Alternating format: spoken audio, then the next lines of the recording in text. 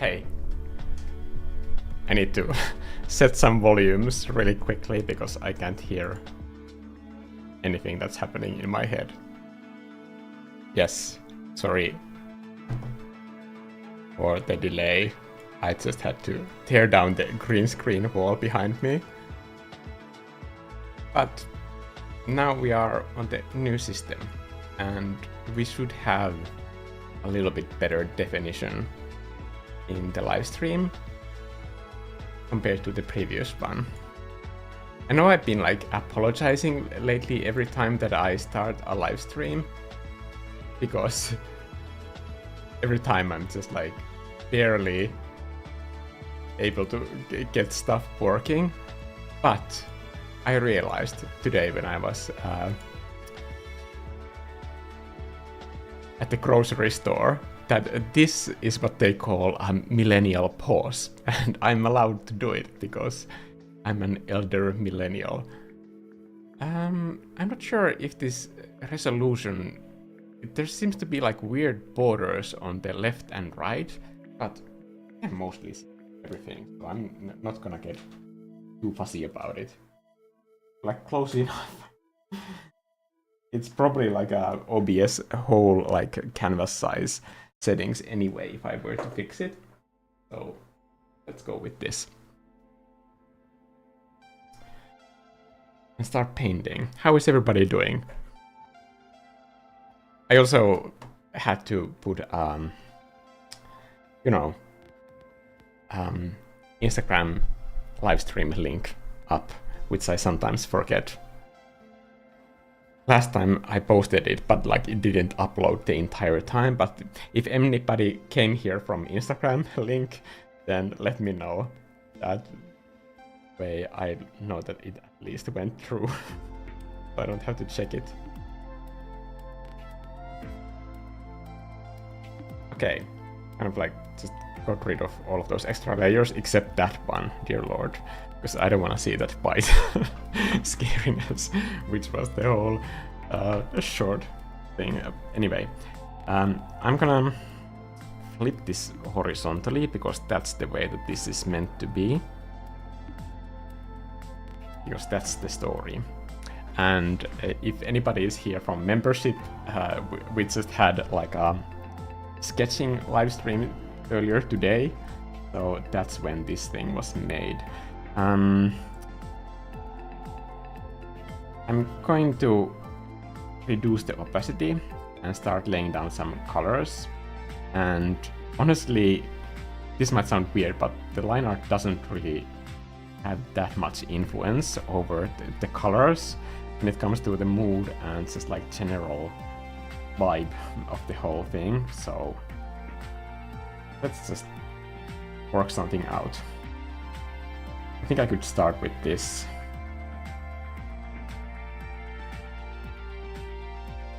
Park Bistro is really nice as well. Should I use it? Should I? I can use this.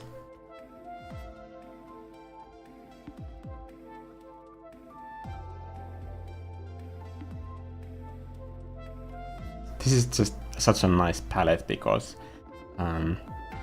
none of the colors are too bright. I'm gonna get to the chat in a second. So I sketched this whole thing with the graphic illustration set's vintage pencil, because I love that for line art, especially like super sketchy line art.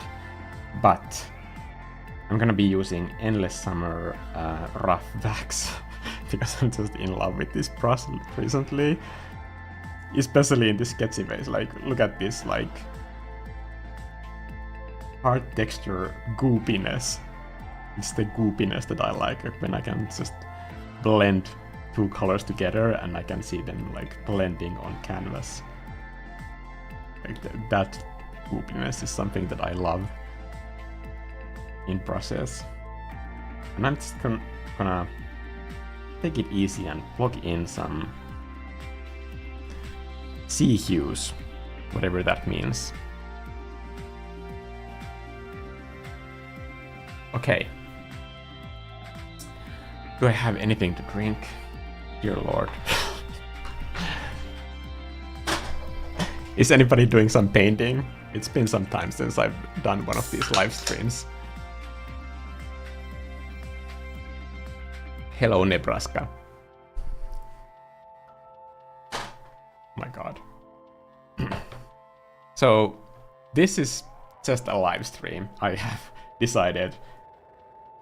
Also because I literally don't have like the extra capacity to make another video out of this.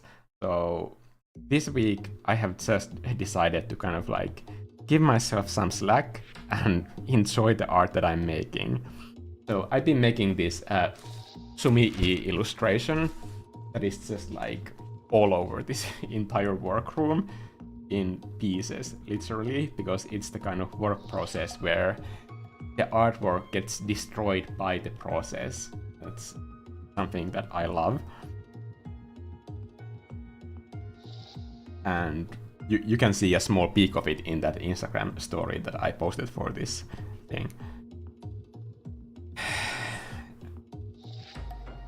And I decided that like the best way for me to like remain functional and efficient at doing all the different projects that I'm working on is to just like have some like me art moments as well, because as I'm sure a lot of the members know, I've been working on this tutorial project, and it has taken just a lot of time, and I have posted, what is it, like 5 videos already on it, and I'm working on more.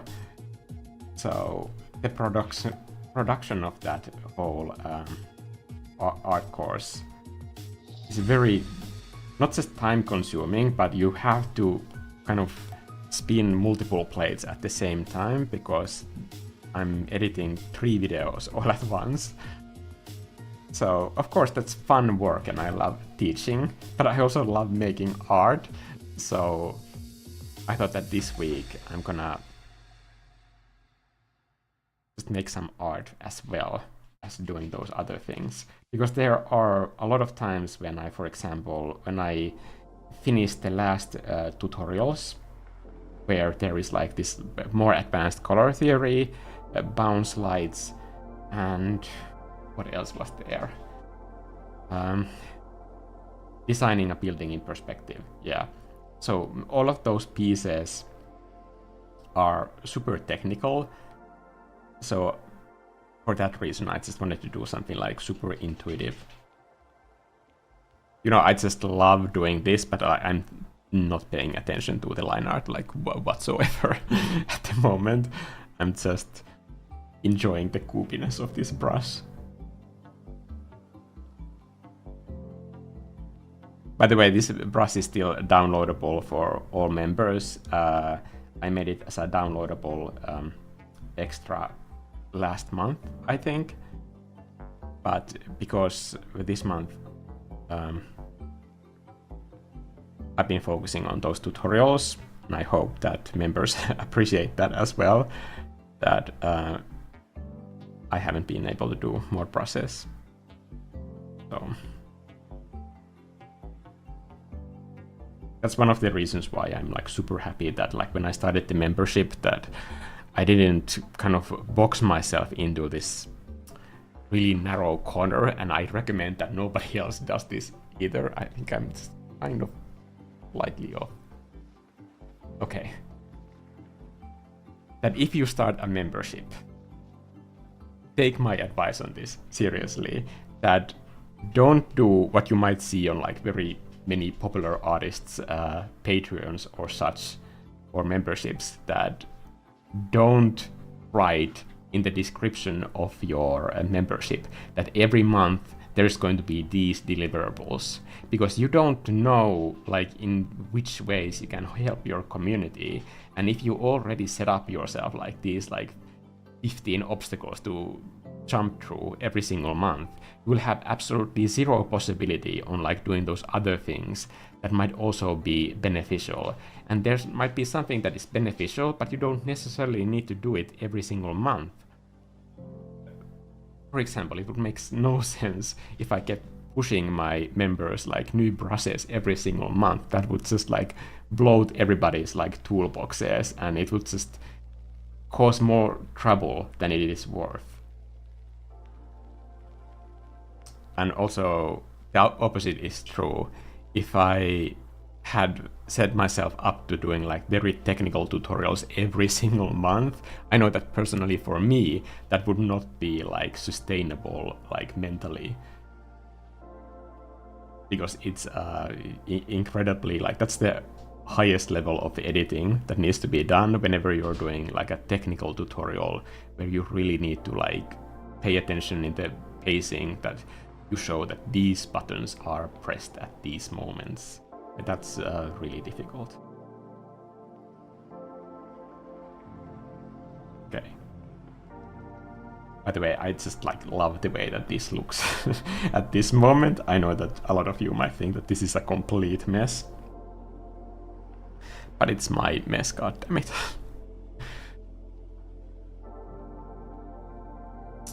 Okay, so hey Nebraska, hey others, and knives. Viva Mexico is saying hello from Germany. That's a whole plot twist in a short comment.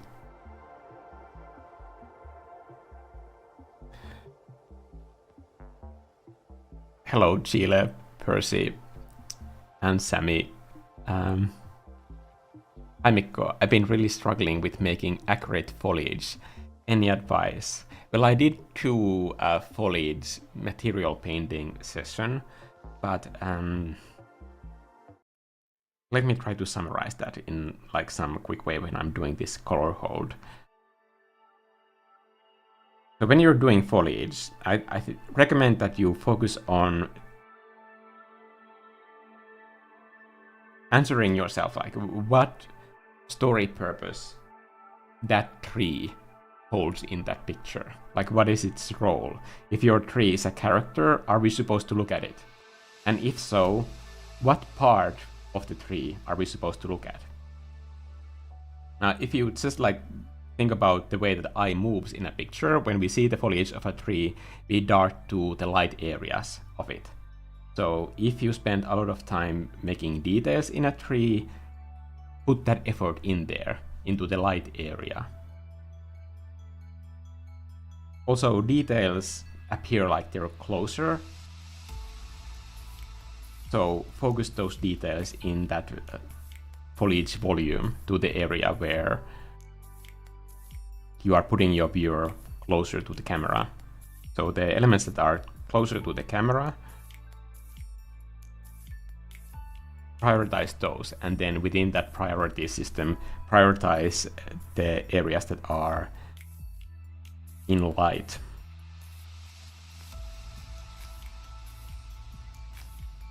Also, set yourself up a system where you can simplify things. Usually 3 is more than enough. So if you have like one level of simplification where the entire tree becomes basically almost like a flat cardboard stand-in, that would be the furthest, like the lowest level of detail.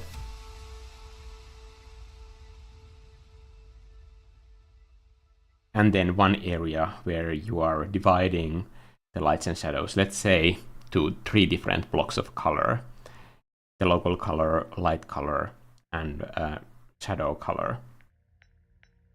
That shadow color could be also shadow light or bounce light from somewhere. And then in your detailed area, you are free to use the full range and blend colors and add details. But don't do that everywhere, because just like working on 2 weeks on some foliage might make it seem like you're putting a lot of effort into that tree. But at the end of the day, what you're doing to your viewer is like you're placing just like a lot of emphasis on that tree. And that tree can be your entire story in a painting. But if it's not, then giving it that much attention is not painting in a kind way. So try to make it easy for your viewers to understand what they are looking at. And if they spend a lot of time looking at one area and like taking in all the details, that is time that is taken away from those other areas that are also important to your story, or maybe even more important to your story.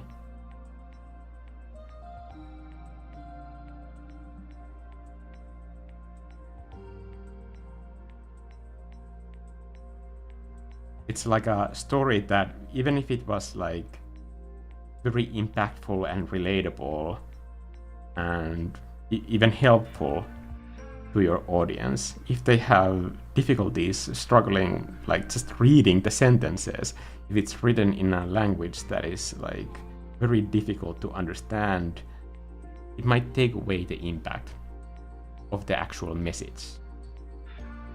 Of course, there is like text and poetry that is mostly about aesthetics, but even with those poems, I would say that the aesthetics should be like a spice to enhance the message, not distract from it.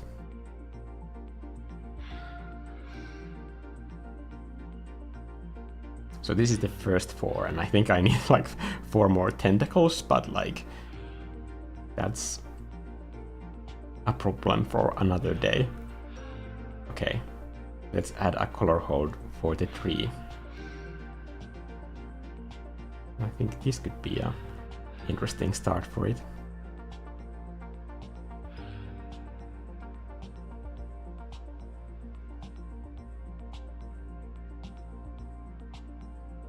Hello, India, Brazil, Santelle, JP Lee, Magical Winnie, and France.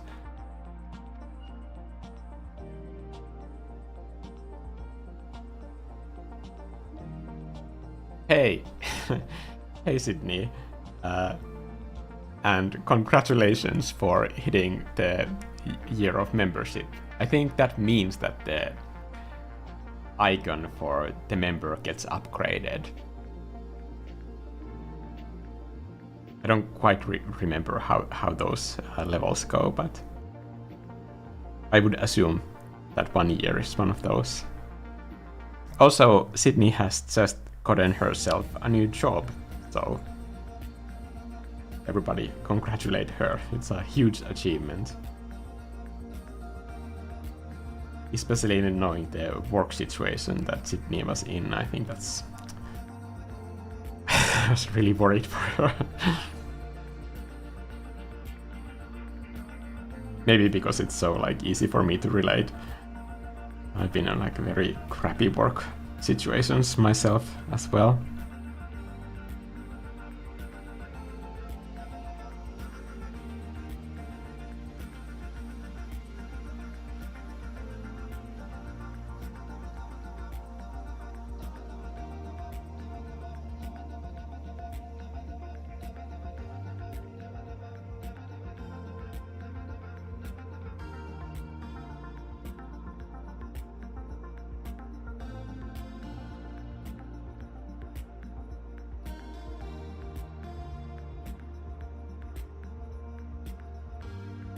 Also, I'm glad that you were able to make it to this live stream. I know that a lot of the live streams that I've been doing in the membership have been at a suboptimal time specifically for you, so I'm glad you were able to make it here and say hi.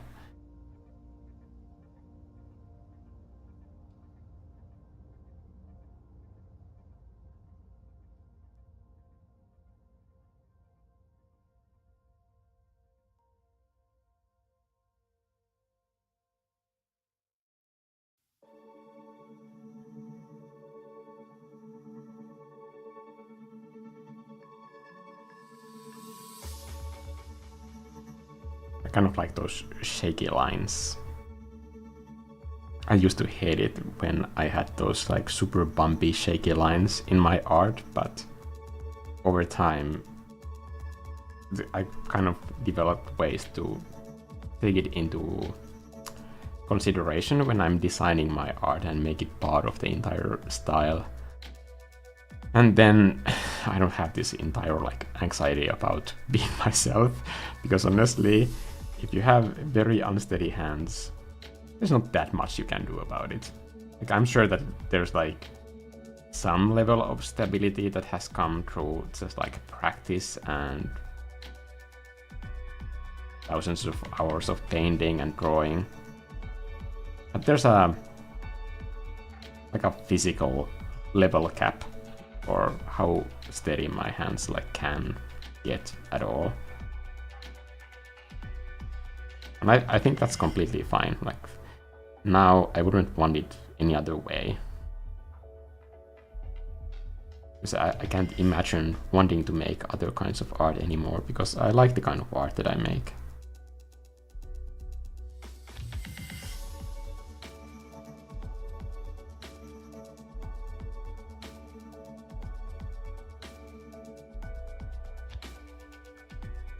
It really helps like with confidence when you can find the type of art that you want to see, and to know that like you are the only one making that thing.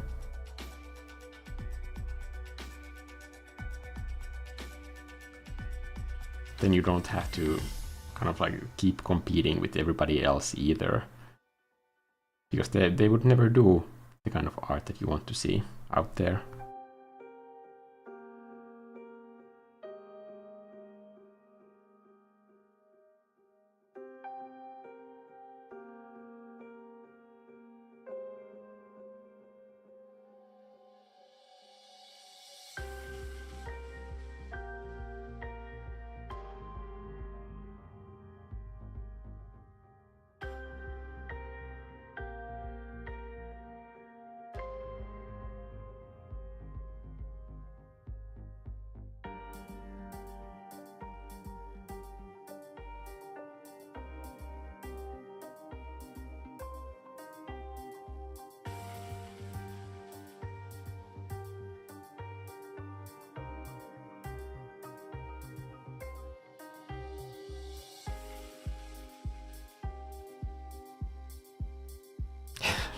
Hello, Marcella. Oops. Wrong mode. This is what I meant to do.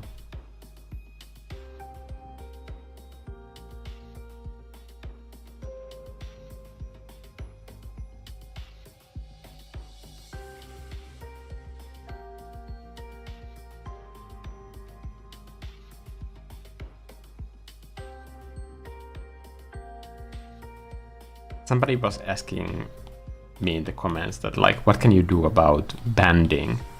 First of all, I recommend that you like save gradients in editing as the last thing, because if you use gradients in your normal workflow a lot and then you edit your piece, then that crushes the color space even more.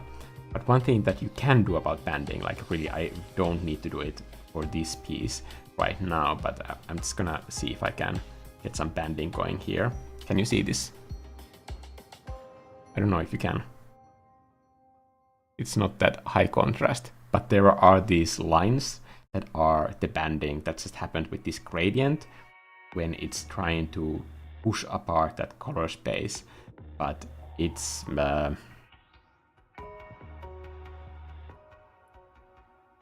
there are no in-between colors between those things. So what you can do in these situations, I'm just gonna use this on a layer mask, but like you can do this with any graphics application. They all work the same way. So you just add noise a little bit,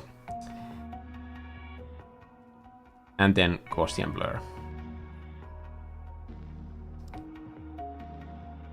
So that the noise is almost completely taken away.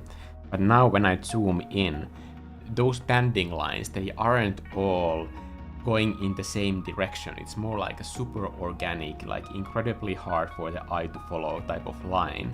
So I can't magically add colors where there are none, but I can make that transition so organic that you don't see the banding anymore. And that's something that you can use in Photoshop. I use it all the time.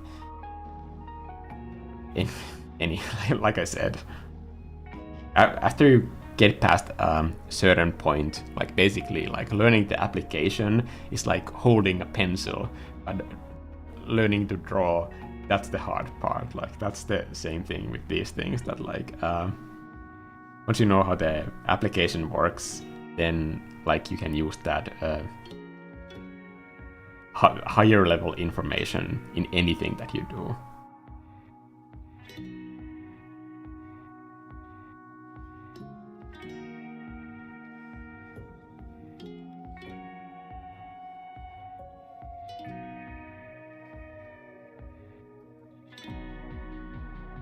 But I'm like not at all worried about banding in this sort of a phase, because it's all gonna be painted on anyway.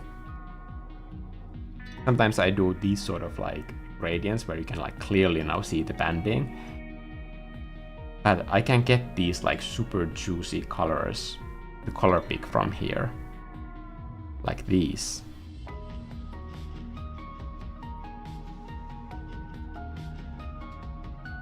These are usable.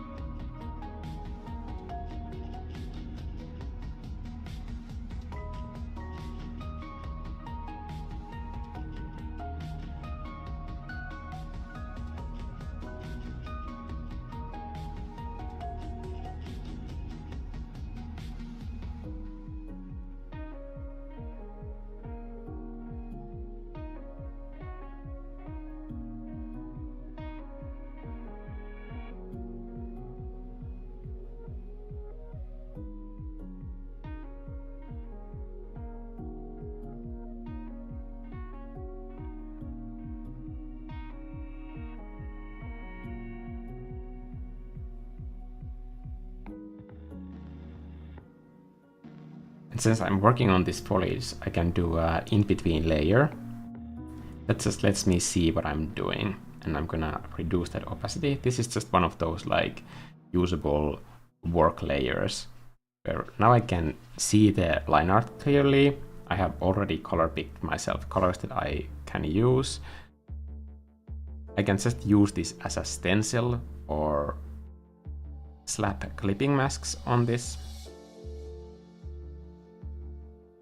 Or I can use it as a selection. But here I am doing the first layer of seaweed foliage, whatever this is.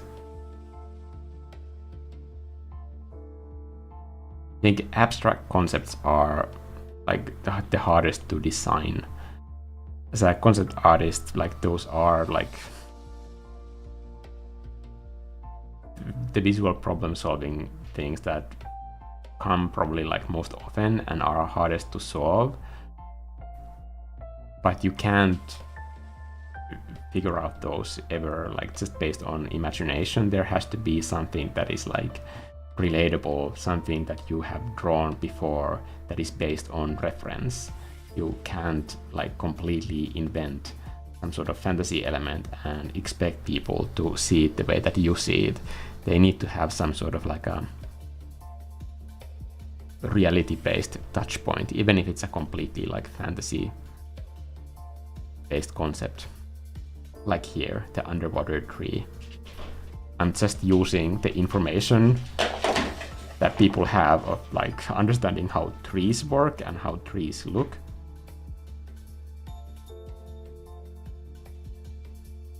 And people's memories of like seeing underwater like kelp forests and underwater seaweed flowing like in different directions.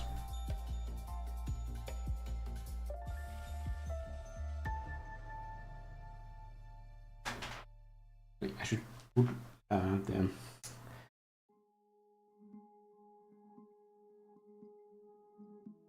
Nintendo Switch charger.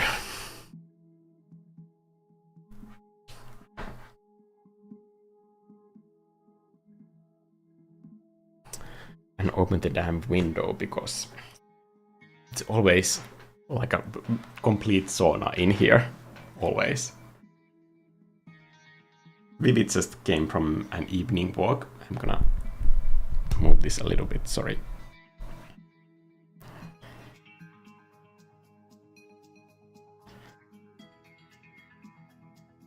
I think my boyfriend is playing with her.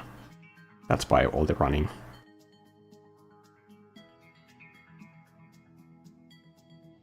He was super kind to allow me to do this live stream because he was working all night last night and didn't get any sleep, so really nice of him to let this stream happen at all, because honestly I don't take that for granted. I would have understood if he said that like today is just like not possible.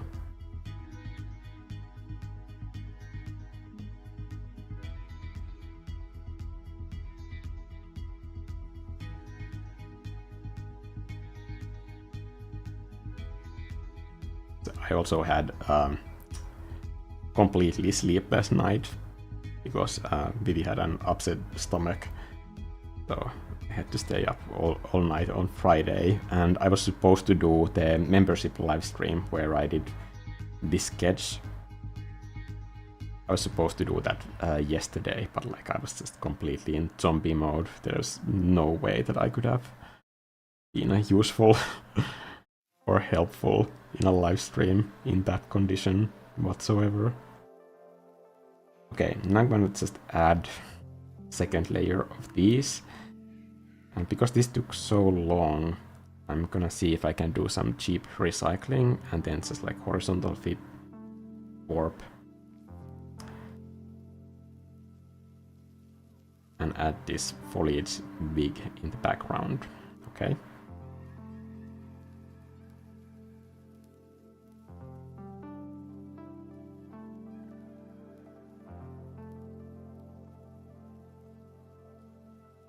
I can see some interesting shapes happening already. I'm gonna alpha lock this and then just darken it a little bit.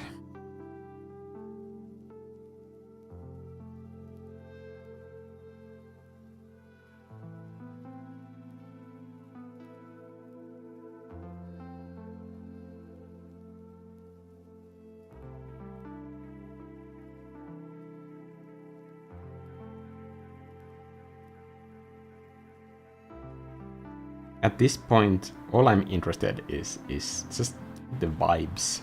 Like, what does it need to feel like? Does it feel like that? If not, does it feel like something else? And then just listen to the painting. Because I might have an idea where I want this painting to go, but after a certain point, the painting knows better. And at that point, you're just dumb if you don't listen to what you have in front of you. Because the potential of the painting could be like much greater than your original idea even.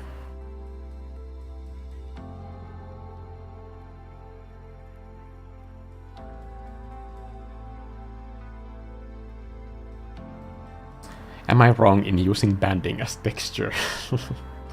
Well, it's a choice. I wouldn't say there's like wrong ways to make art.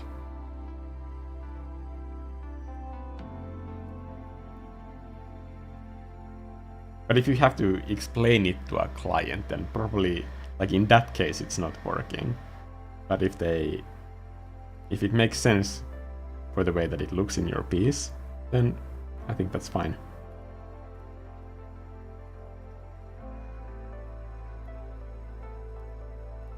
You don't need to apologize for your techniques, but you also like shouldn't have the need to explain them.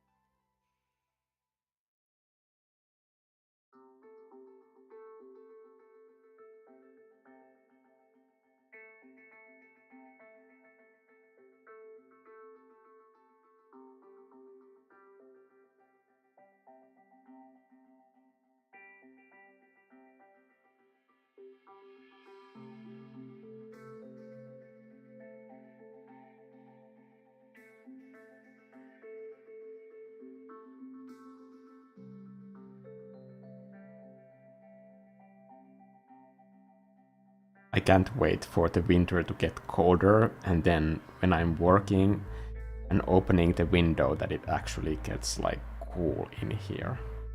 I'm so glad that I'm wearing a dark shirt.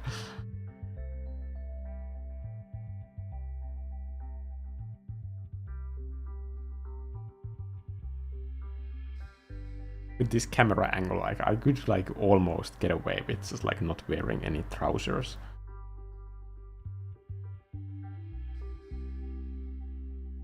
Maybe that would bring more views to live streams. Naked painting. And then it's just like basically a children's illustration. Maybe people would be disappointed.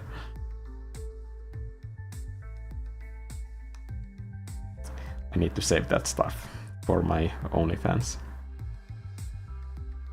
I'm gonna check a few comments.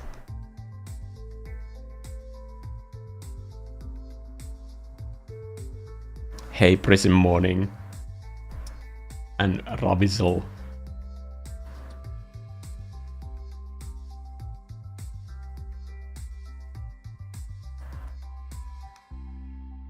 That's great, Miss Rafanatic.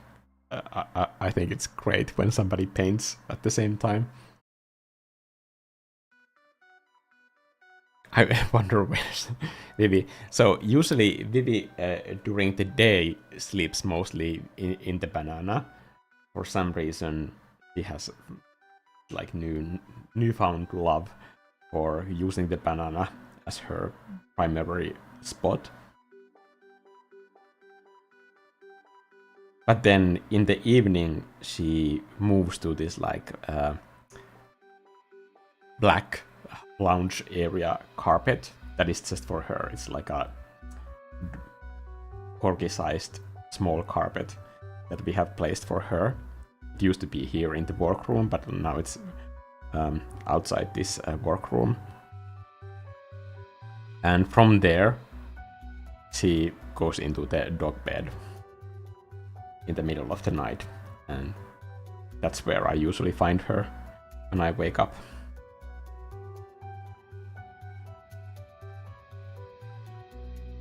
And that's not all of the dog beds that we have. She has many places to lounge. Like for example, if we have guests, there's like one more bed that is further away, so when she needs some royal privacy, then he usually uses that one.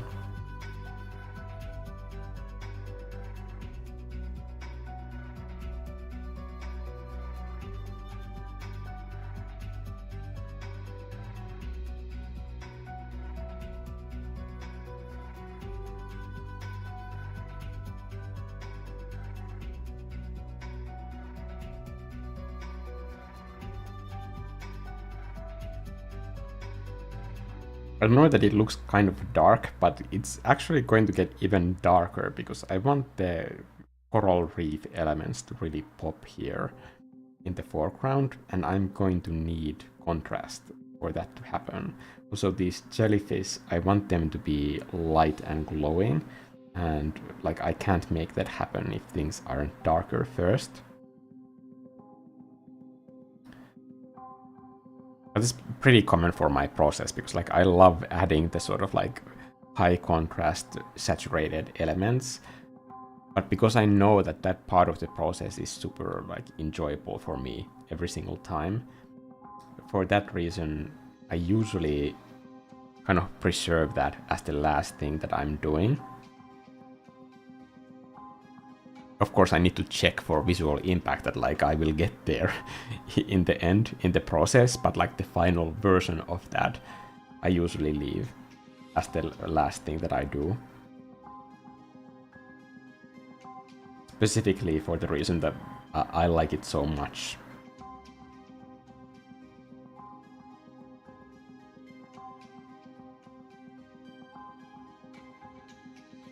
Because you've probably been like working on like some painting where it feels like you've been working on it forever.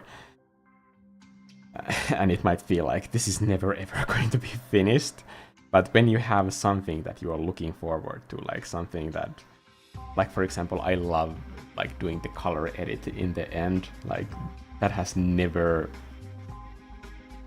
not been fun. Like it's always one of the most enjoyable aspects of the entire painting process, the edit.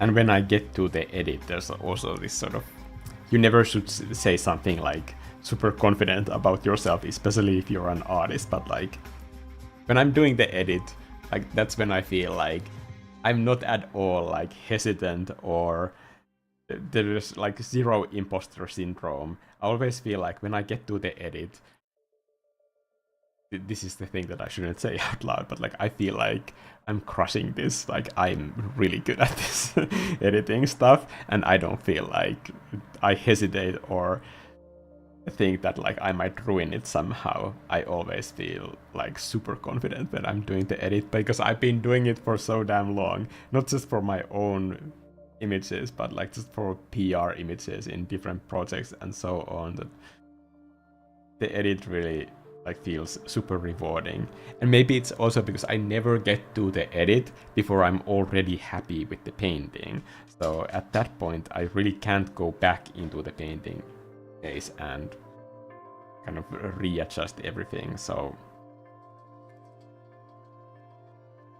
at that point, I already should like the painting. Otherwise, there's no point in editing something that I'm not happy about already.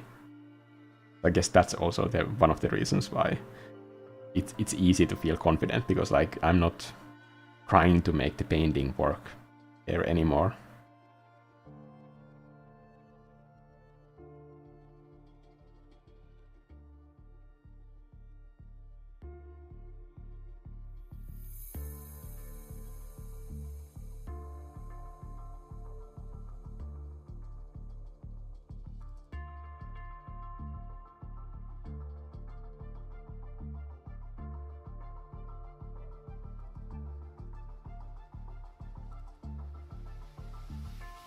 Dance off. Yeah.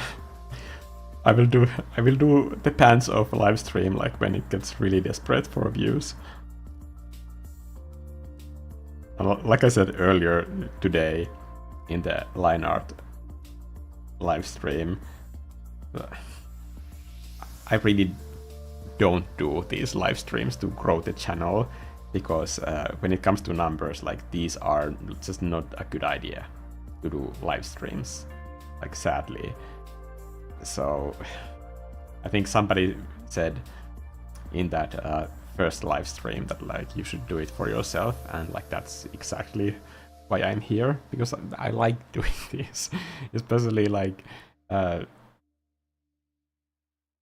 okay like with answering questions. I think that's fun, and like just hearing what you guys are working on and how you are doing with your creativity. I think that to me is like super fun.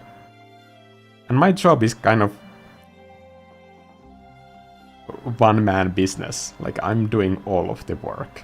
So like this is my social time. You know how like some people go for work beers after work? Like this is basically it without alcohol for me.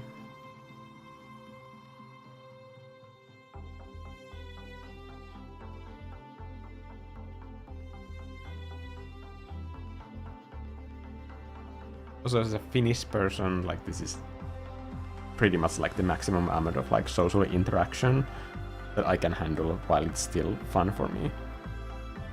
I like people, but like not that much. There's a limit.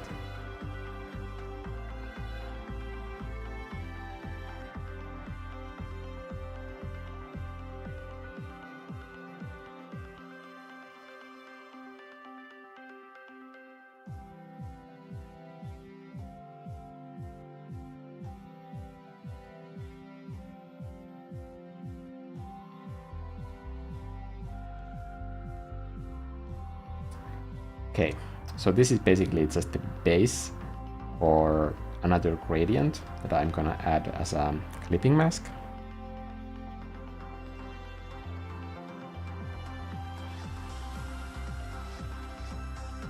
Why is it so low in opacity? Is it because this is low in opacity?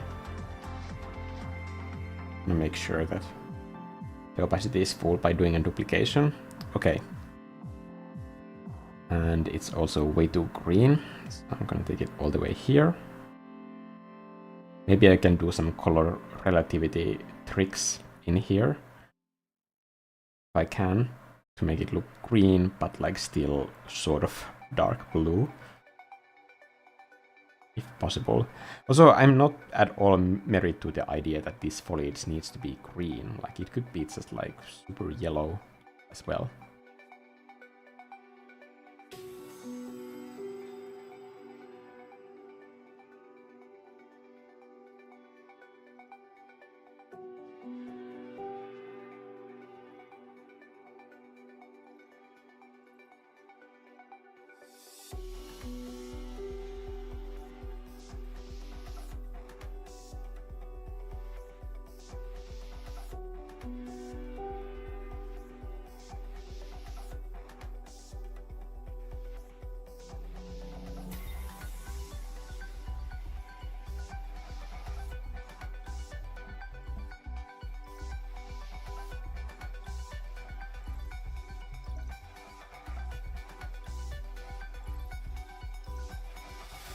I'm gonna do a hue variation test first. So that means I'm just gonna go through all the different color options and see if there's something that hits.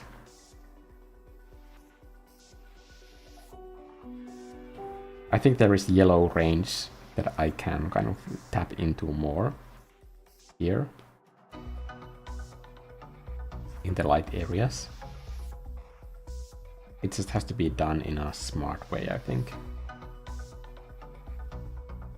So I'm gonna do that as an additive layer to fish for those colors. Sorry.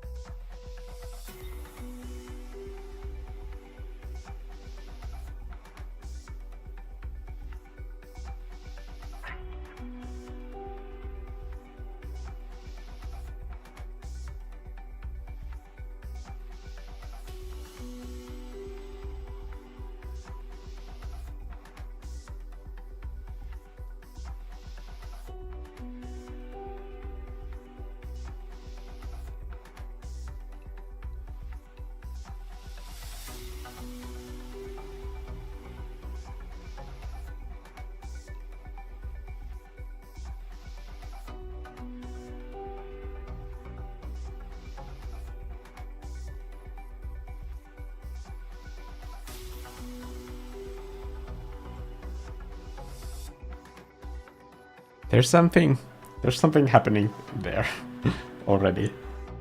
Just have to be patient.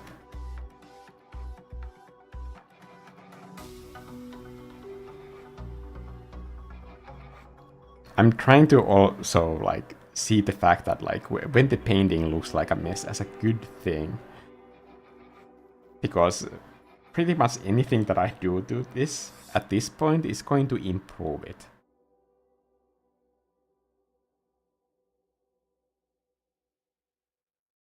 So that feels very motivating.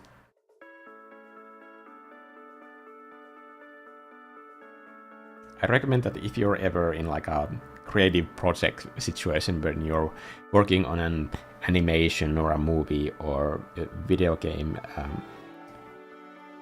paint over, for example, that you always preserve the asset that they sent to you first. Like, for example, if it's a gray box for a level, save that gray box, like the original version, in the painting as like the first layer or like the layer underneath, and then you can kind of motivate yourself by toggling to the gray box on and off and see like how much your additions improve what they had before you started doing your part of the work on that.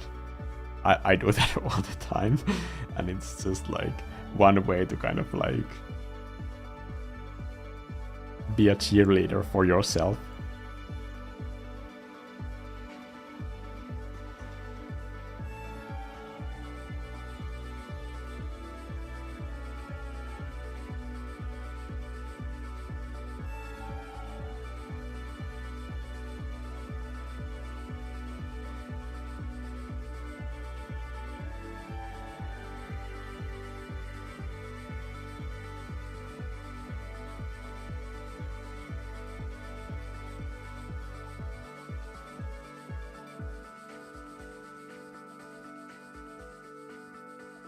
This could be kind of cool.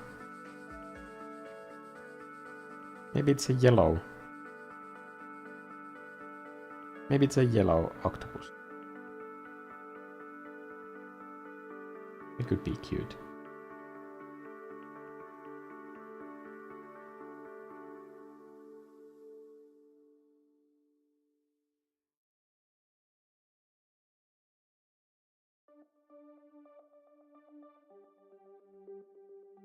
Thanks, Prism.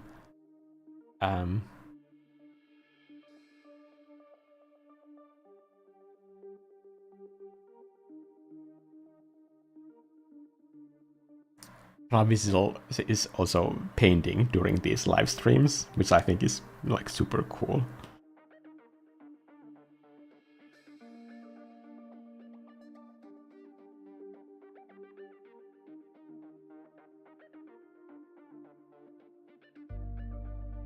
That's one of the reasons, honestly, why I was drawn to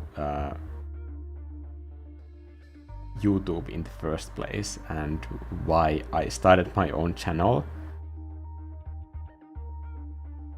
Because I used YouTube like a consumable thing myself during work all the time. That when I painted, when I was like working on some project, I would search out different videos and create a playlist that I could like watch through. And maybe this is one of the reasons why I'm like really drawn towards like long form content. Because when I was working on a project, it just was not productive for me if I needed to keep switching and searching for new videos all the time. So that's why I still kind of like longer form art content when I'm painting.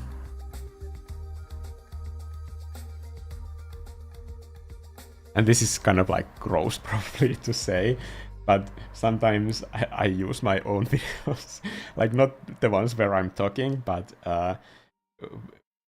for a few paintings I have made these like long form process videos on my membership that like wouldn't do well on my main channel, because like they are sometimes hours long where I'm not saying anything and the painting is just happening there. But they also have music as playlists, and that's the reason why I sometimes put those in the background, because I kind of make myself be my own work company by having myself work silently on a painting, and then I listen to the music and do the new painting at the same time. It's not like I'm actively watching myself paint, but it makes me feel weirdly like I'm in an office environment than painting, which is I shouldn't have started to explain this, because I know it sounds even more stupid when I try to explain it. Okay. Wait a minute. 63 layers available. I think that's a little bit too much. Or is it? It's not. I'm gonna keep it.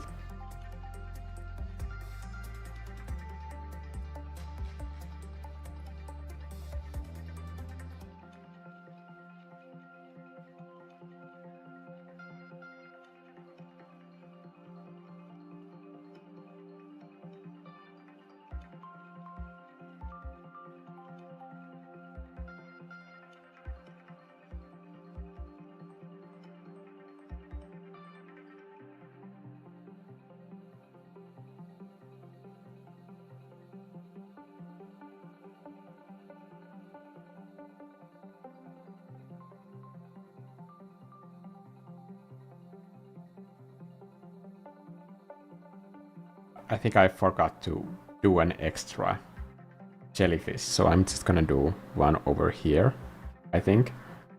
Because I can't have 4 jellyfish in a painting. Not that I'm OCD, it's just a composition rule that you shouldn't break without a good reason, and here I don't have a good reason to break that composition rule.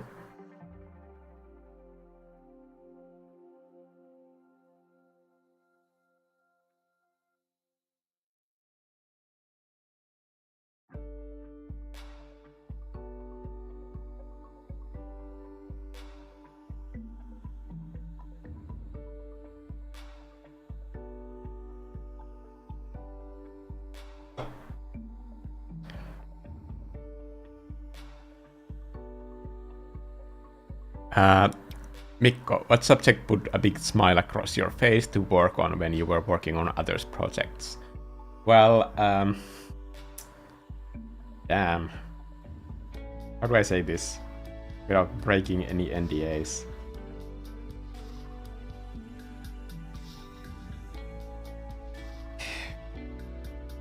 There was a project recently that I worked on this year that involved doing a lot of architectural design for an animation project. And because of the people living in those buildings were kind of my favorite subject matter to paint, that's why it was super fun to work on. And then when I got to design the entire village for that animation, I just like going through the script and like understanding where all the buildings are and what their purpose is, and like world building that culture through that. I think that was like super fun.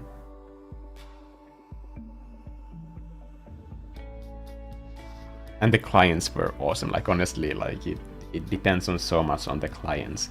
Like even with these clients, like the first emails that we sent, I'm kind of like asking like what they are looking for and so on. But honestly, in those calls, I'm always... It's almost like a date that you are trying to gauge like if these people are fun to work with, because every project, including that one, like it gets stressful at some point when you have all of these things to do. And for that project, I had to read 3 different books to understand backgrounds and the layout and story and like all of the small details that went along with the story. And then do the painting. Like the painting was like this much work over this much planning. So.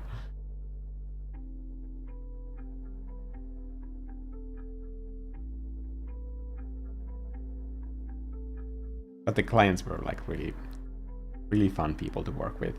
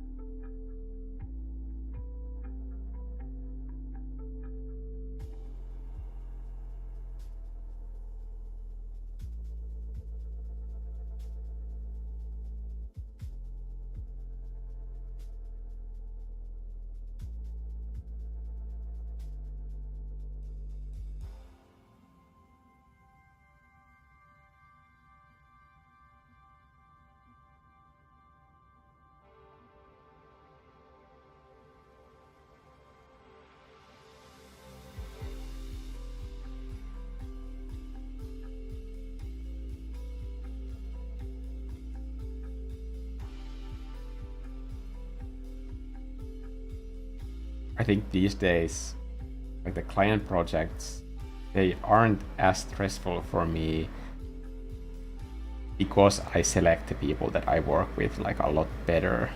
I still get the same amount of like work requests, but like I take like way fewer commissions because I'm trying to kind of just preserve my own sanity, basically.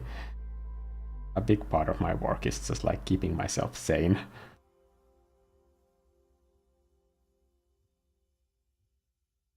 Because if I stop, like, if I don't like doing this anymore, then, like, honestly, like, I have no other employable skills. I would be useless if I wasn't able to paint.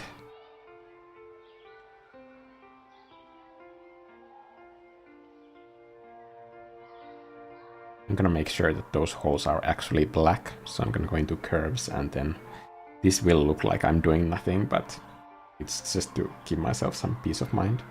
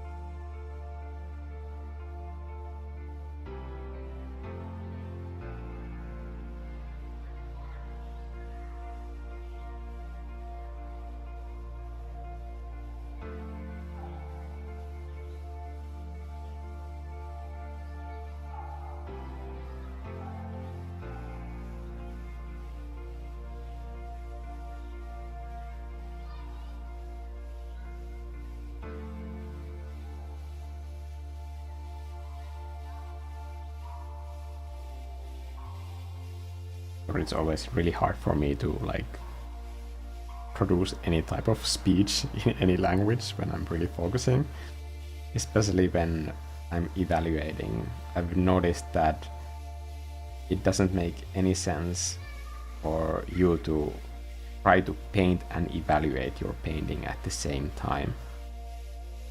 And even though I know this, I've noticed that, like, during live streams, I fall into that trap that, like, I'm trying to do everything at once, and you can do, like, only one of those two things.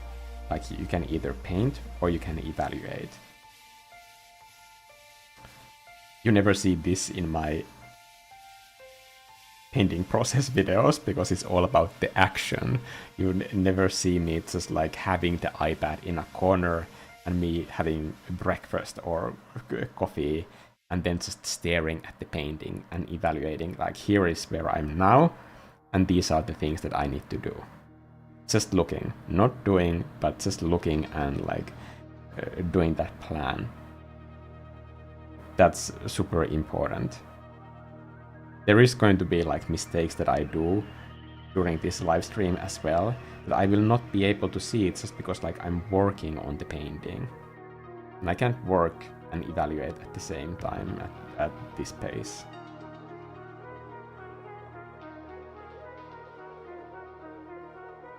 So when you're working, you should be executing on those ideas that you saw when you were evaluating and planning on what to do next.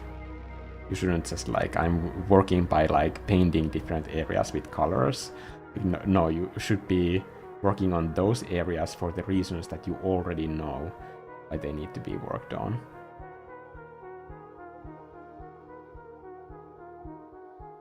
So if an art teacher comes to you and says, like, why did you do that brushstroke? Then you should have an answer for that. Not just because, like, you're painting away.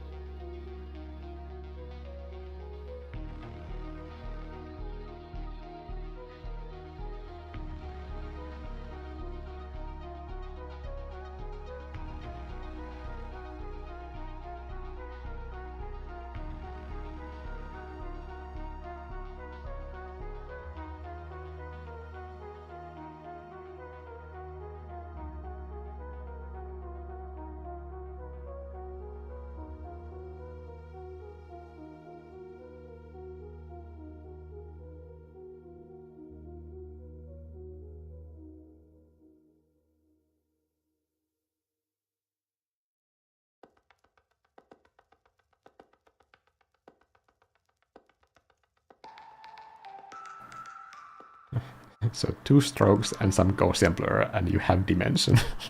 Yeah, that's well encapsulated.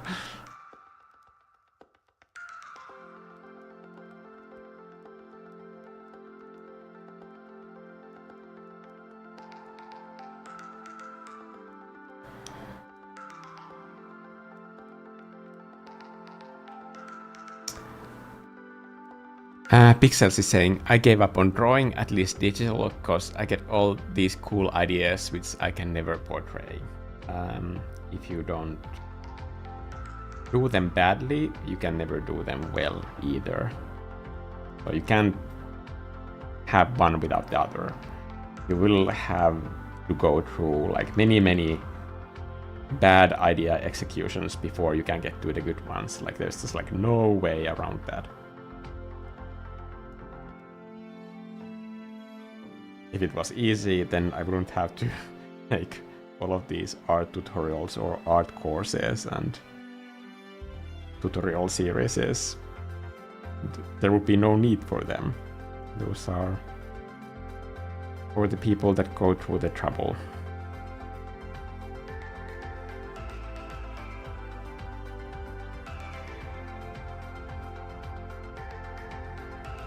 But even my art courses and like those learning materials, like they don't get anybody there on their own. Like that's why so many of my learning materials are these art assignments where people actually need to do the assignment. Like it's the only way to get the benefit. The art assignment is like basically just a guideline. Things of like how I have learned through my work as an art teacher and how people learn different things.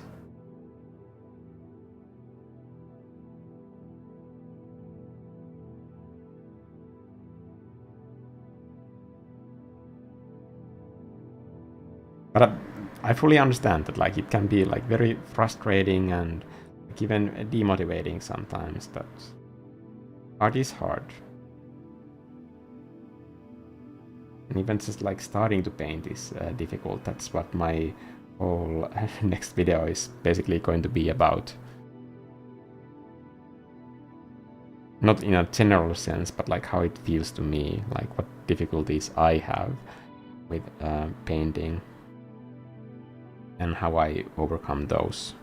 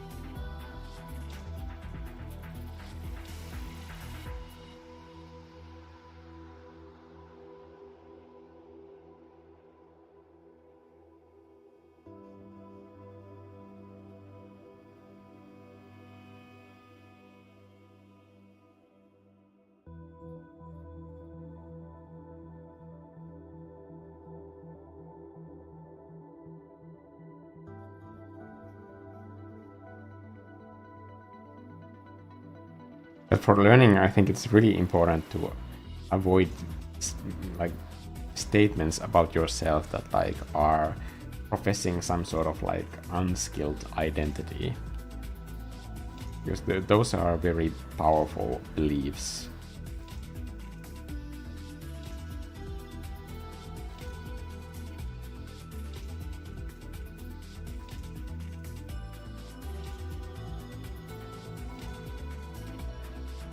For example, I think it's really important for creative people to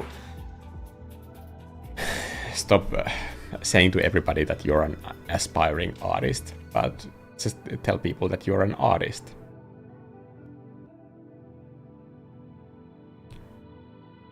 Did the link even go through? I can't see the link. I guess the Instagram link didn't work. It still says uploading. What is that? Come on now.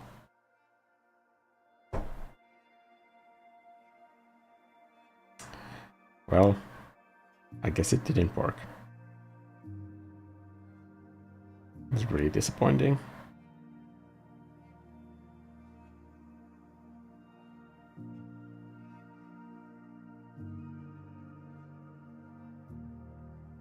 Does anybody else get like stuck with Instagram like story uploads, that it's just like gets stuck in upload?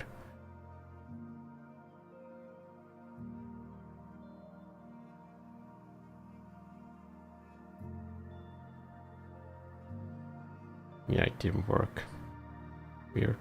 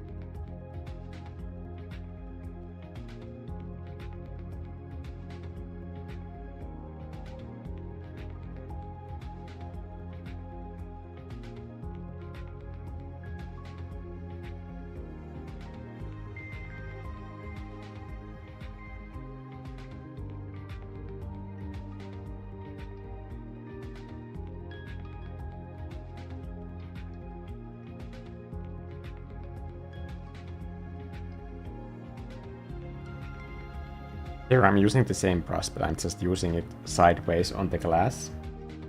That way I can get that texture out of the same brush, even though it's kind of smooth and almost shell shady when used on a layer that doesn't have any other color. That way I can get more mileage out of the same brush without going to the brush settings all the time.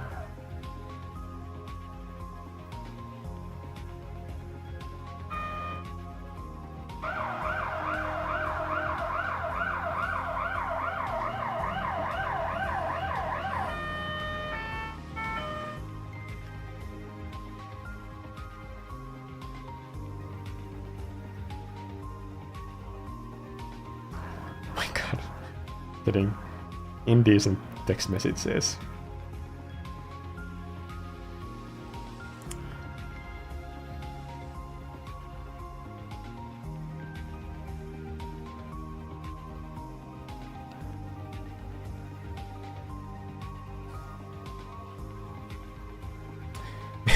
Yeah, maybe the tree could be a friend, who knows?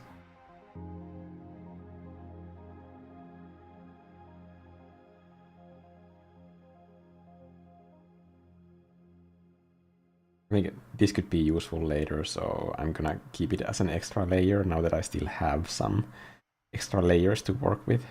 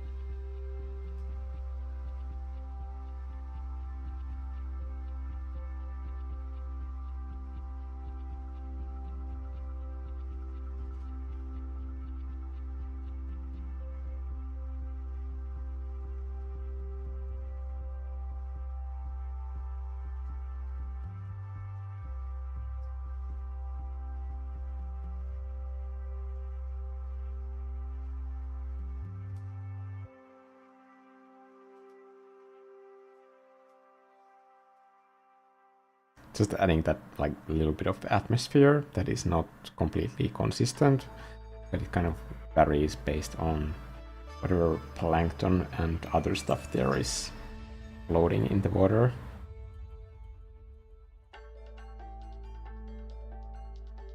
Okay, let's add stuff over this hill.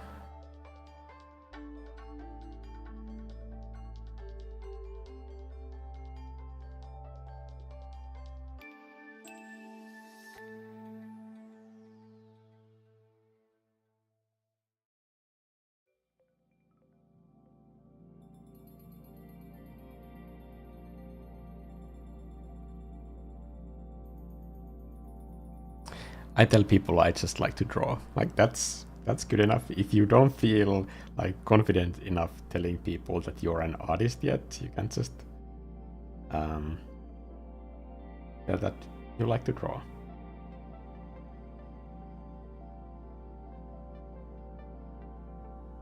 I will still say there's nothing wrong with saying you're an artist. Like, I tell people that I'm a runner. Like, I'm not gonna go into like a running competition. It's just something that I do and I like doing on my free time. End of story. I don't need to have a license or a permission from somebody to call myself a runner. Like, I run. End of story.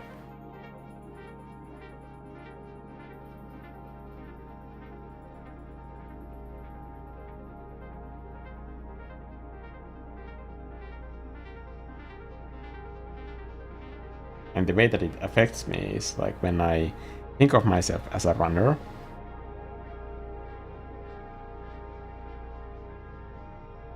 when that's my identity, then I want to stay consistent with my identity. Because then who am I if I'm a runner who doesn't actually go out on runs and like do running consistently? It's much harder to stay within that like identity if I don't do the action.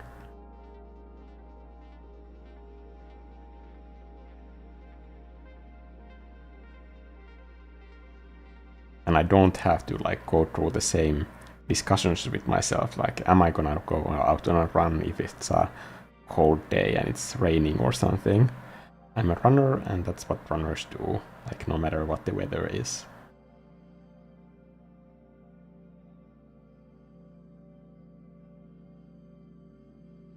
So, if my identity is that I'm an artist, and it is, I am an artist. I'm not just an art teacher, I am an artist. I do art.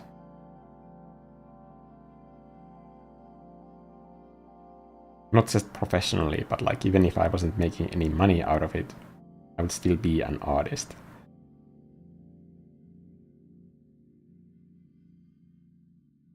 And because that is the identity that I have given myself, like that's something that I can give myself. For that reason,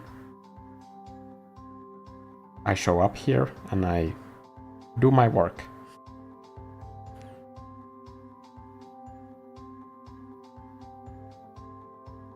There are, of course, like many other reasons to do art, but you're not going to have like tons of like super inspirational moments every single day. Sometimes you just show up and you just do the work. And in those days, it really helps to be an artist, that you don't have to talk yourself into it.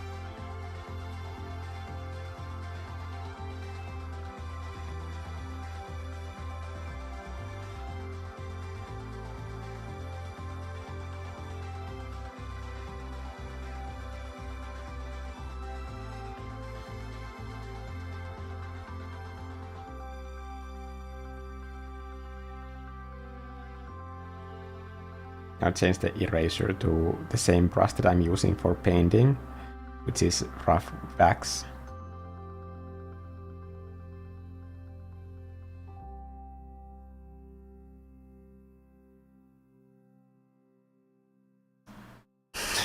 Yeah. I'm very used to the alarms, but what I'm not used to is not hearing a little song right here, a fire truck. Because usually, 100% of the time, when she hears the fire truck, she answers. Because it's like the call of an elder corgi. That all the corgis in the neighborhood need to answer that call. There is no ifs or buts about it. That's just what you're supposed to do.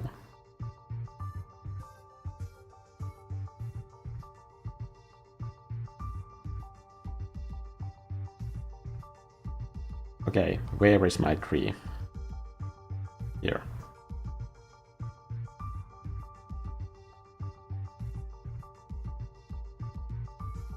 I really need to do some like cleanup later with these layers. I've been so irresponsible and then just like slapping layers just absolutely whenever humanly possible.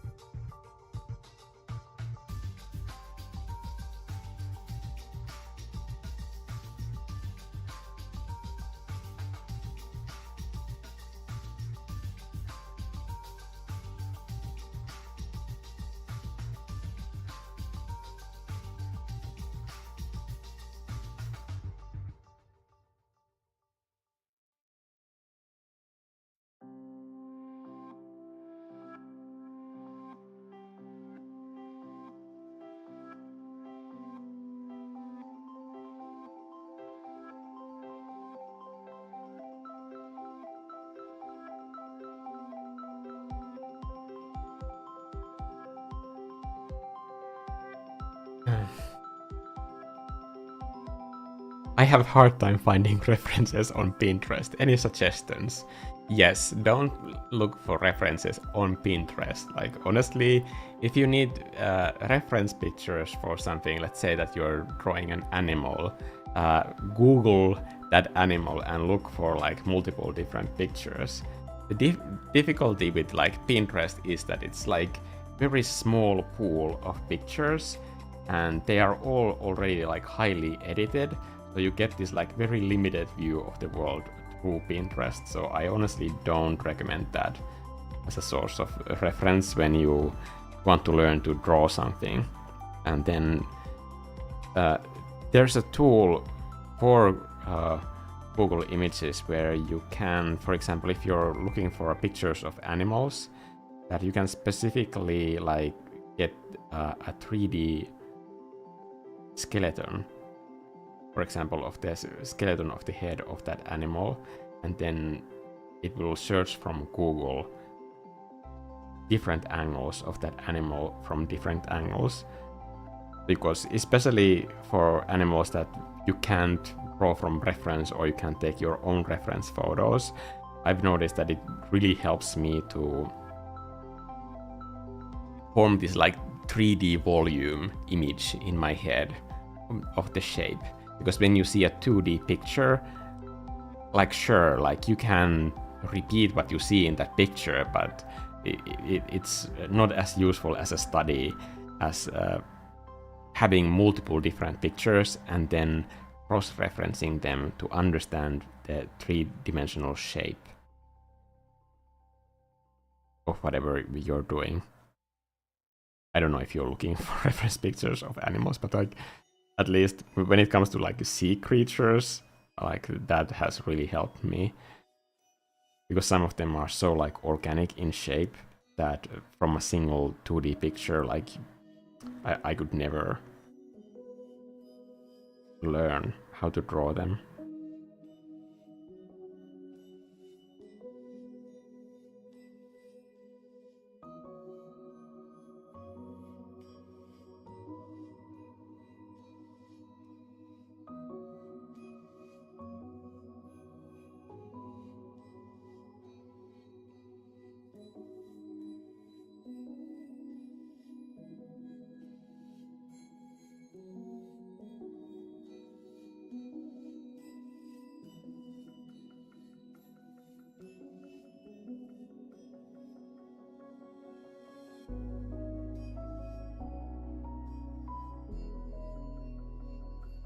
But don't take this as a like a don't look for reference. I always suggest that like you look for reference. It's definitely the best way to learn to draw anything.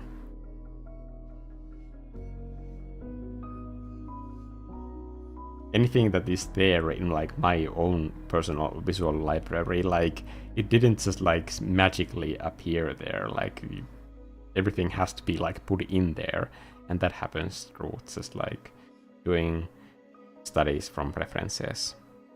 That's the only way to learn to draw anything.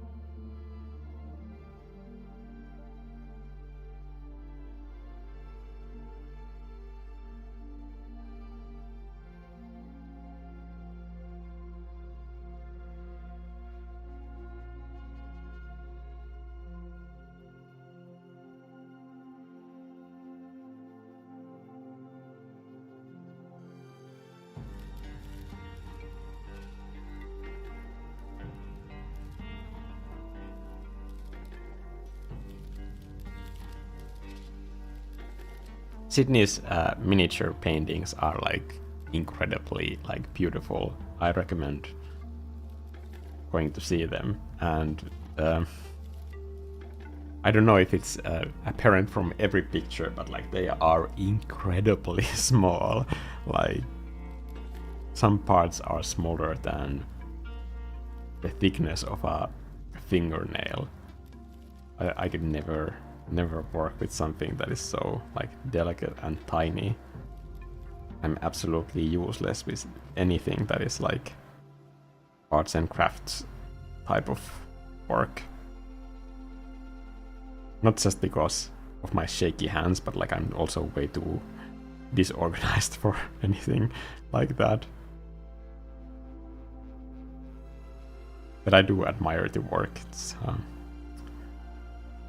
I guess it's always like easiest to enjoy stuff that is like kind of far away from what you're doing yourself. Because it's so easy for me to see like the huge skill gap to that. But I could never do it myself.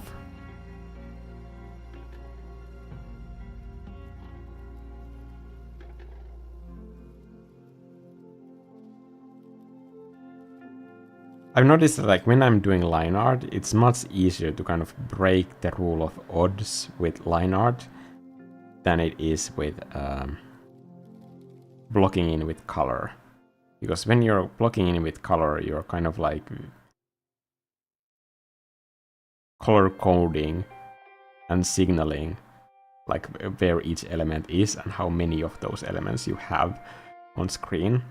But when you're doing line art and just focusing on the shapes, it's much harder to notice those like composition mistakes.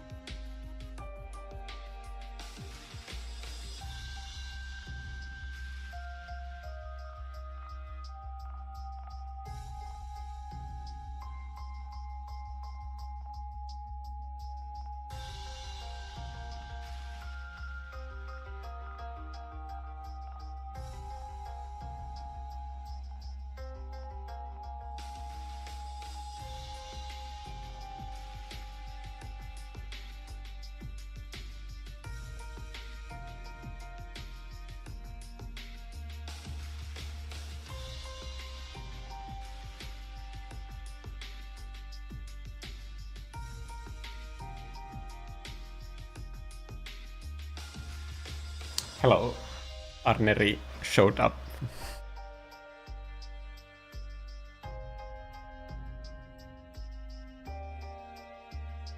Arne also has like really cool paintings going on at the moment. I've seen them on the Arts and Assignments channel.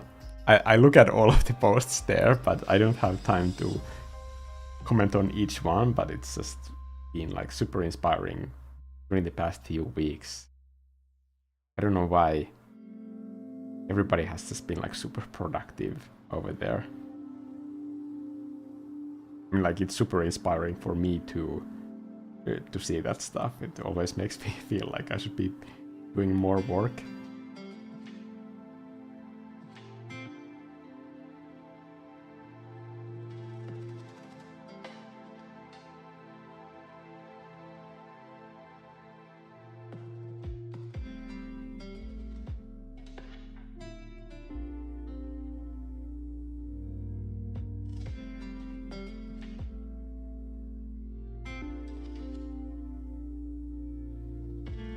It's also been nice just in general to see like people post beautiful pictures of their surroundings, not just in that channel, but like the general chat in Discord as well, because to me it's always kind of eye-opening to see what elements of nature or their surroundings like other people find beautiful and inspiring, because everybody can then use that to notice similar elements in a different way in their life, and I think that's super cool. At least that's the way like it makes me look at things differently.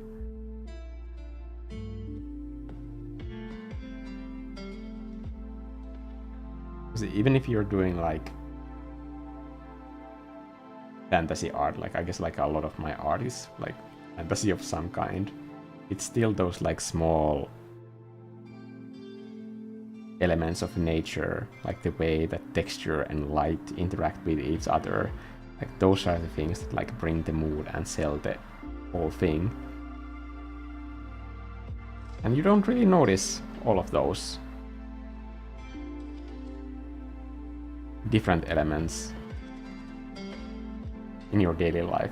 It takes a photograph and somebody kind of like highlighting and encapsulating like one frame from reality, like, hey, this is interesting, look at this.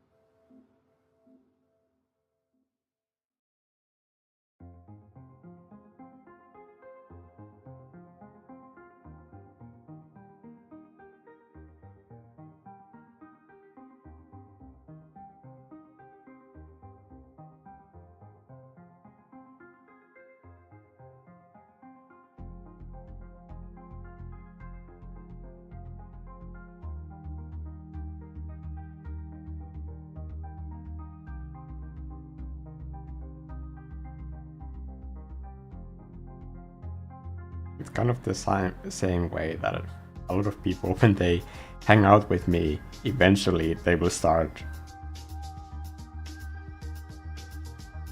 saying things like, look at that cloud, or the sky is beautiful, like at this moment. Just because I constantly notice and comment on it, then just like being in my company, like it makes other people notice that like one single thing about nature more as well. And the same way other people that I interact with, like they make me notice different things about nature.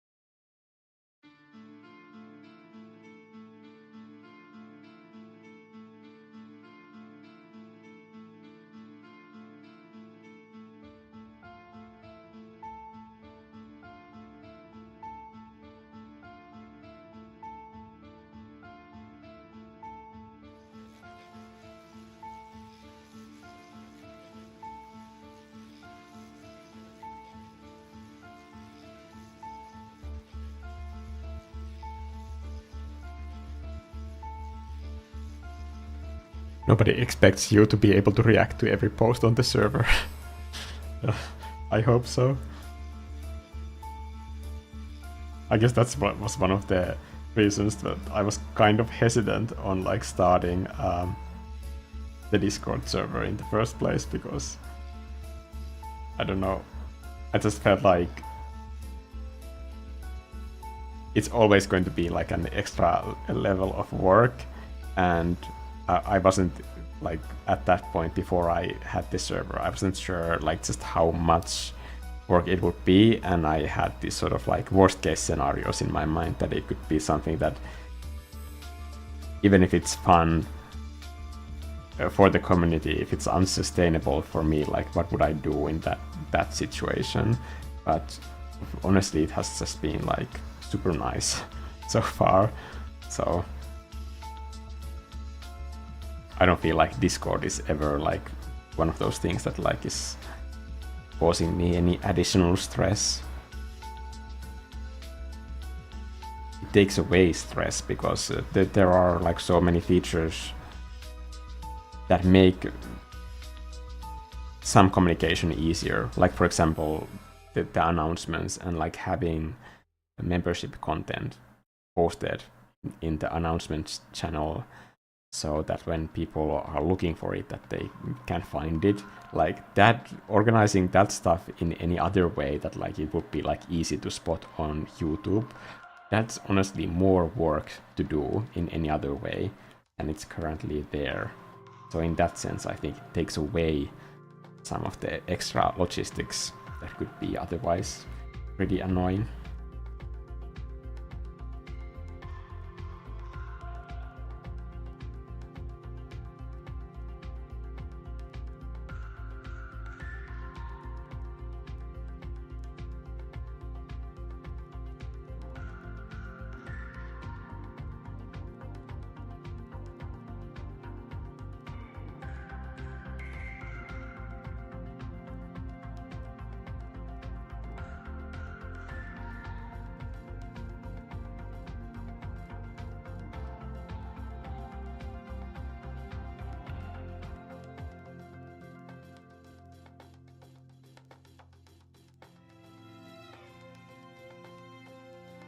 I mean, it's a lot of elements in one illustration, but like considering that we are like almost at hour 2. I think I've been like kind of pushing this at a good pace forward.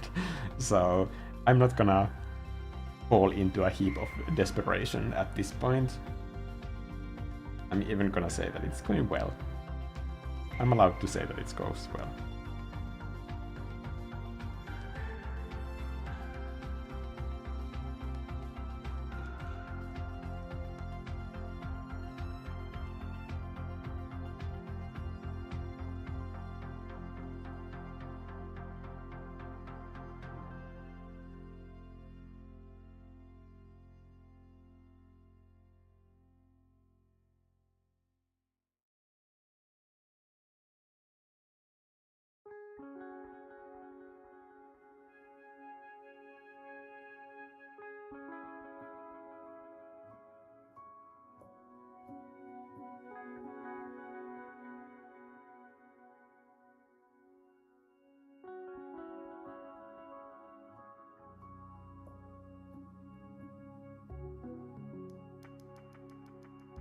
Also, like when it comes to the Discord stuff, like Sydney and Carolina, like they have been doing like most of the heavy lifting, honestly.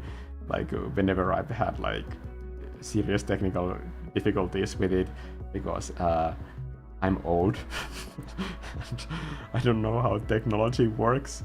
Like they have helped me a lot. And yes, they should be moderators, definitely. Not that there is like need for moderation. I don't think I've ever had the need to like restrict anyone's speech in any way. I think everybody has been like super kind and helpful towards each other.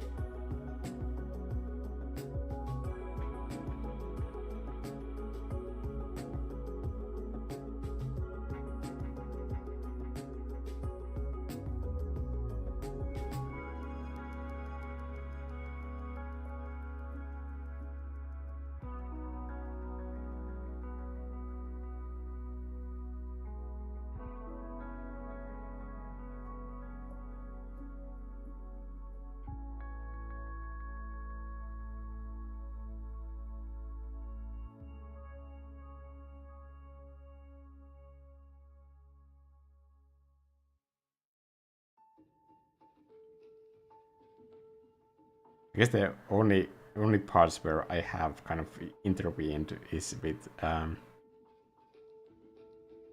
of the art critiques, which I do think like having proper like art critique is like super helpful and important to grow as an artist.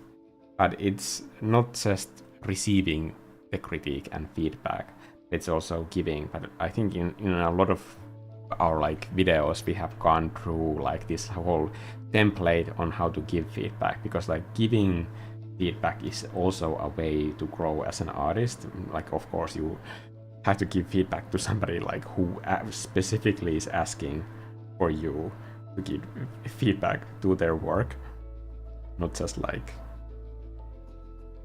decide that the people need your advice. But using the template, I think it's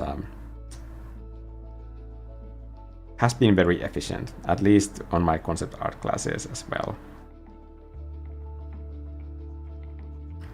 Explaining how you perceive the artwork and what you think that the goals of the artwork are, and how the elements in the piece are contributing to that. And if they are not, then also because so that way people understand in what frame people are seeing it.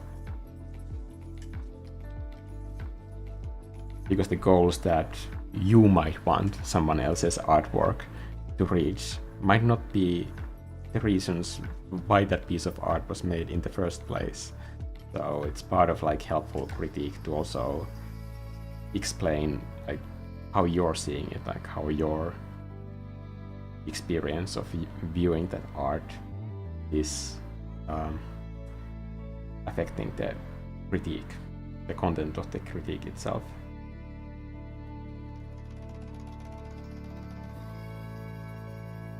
Oh, I got so lucky with this whole manta ray shape, honestly, like that looks pretty convincing, even though it's completely made up. There's like no basis in reality, but like honestly, it could be worse. It could be worse.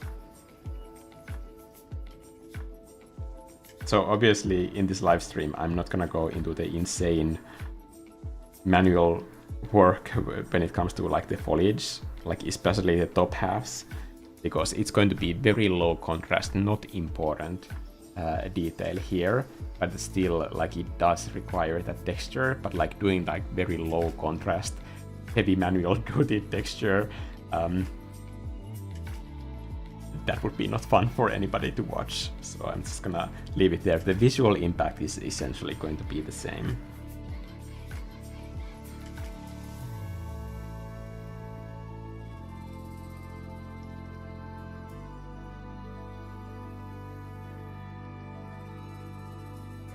So I don't know if I like said that about feedback, like, but like learning to give feedback is also a really important part of like learning art. When it comes to my concept art classes, I usually like physical concept art classes that I do in school. A big part of those courses are like the students giving feedback. And I am kind of like monitoring the process of how they are giving feedback, or just analyzing pictures. Like every year, a big part of my course has been that like there's just like a huge deck of like different random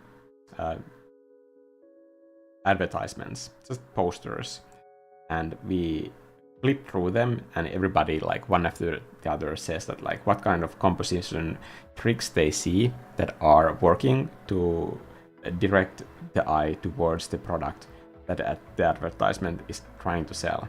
Just as an exercise to learn how to read images. And then the next phase is like learning to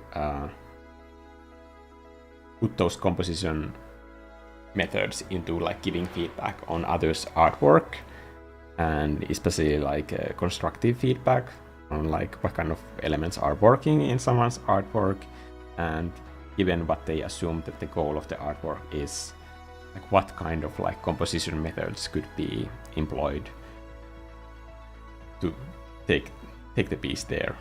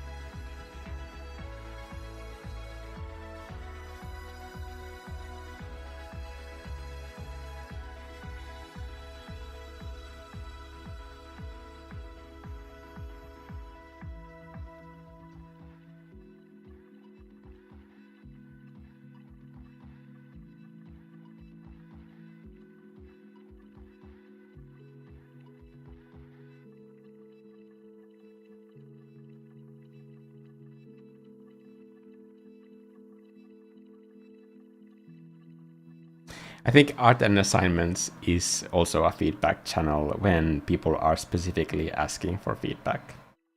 And I think people are giving feedback there as well for those posts.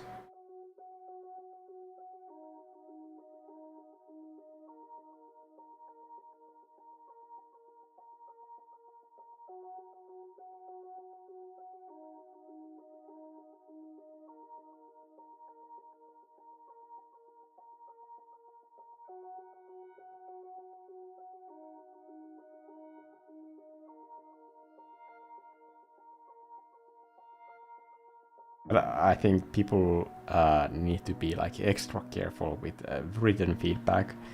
That is like the form of feedback that I'm really not like willing to get into that often. For example, in all of the schools where I teach art, like one of the conditions for me to go and teach in those schools in the first place is that I always agree with the faculty that like I don't give written feedback because I don't think it's often that helpful.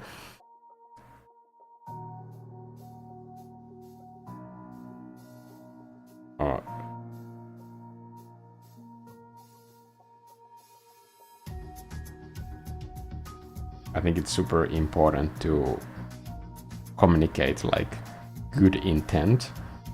Of course, the person like receiving the feedback needs to assume good intent, but just like written text can be like misunderstood in so many ways. Like even when a person is like trying to learn from the feedback and appreciates it, like even still like specifically understanding what is meant by the feedback is like so important.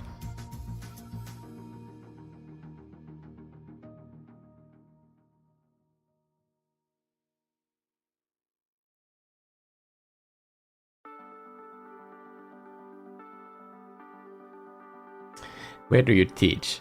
I usually teach in game schools and always concept art. I've also made an online course on Gumroad that is like self-study course, and there's going to be a reason for me to talk about that course in the near future for secret reasons. I hope that nobody spoils the secret.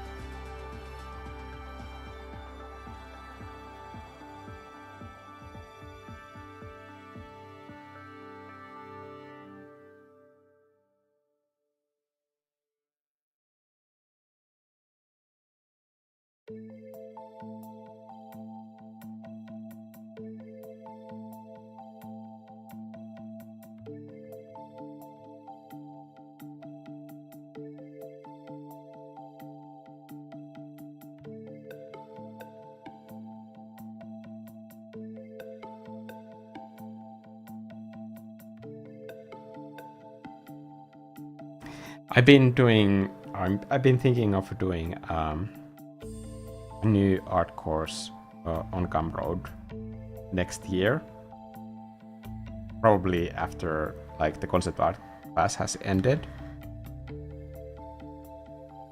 but it's going to be of a different topic. So I have kind of an idea what that topic might be, but like if anybody has any requests or ideas that like a product idea or the art course that like you would personally like to see, then of course like those are really valuable comments for me so that I can keep doing this.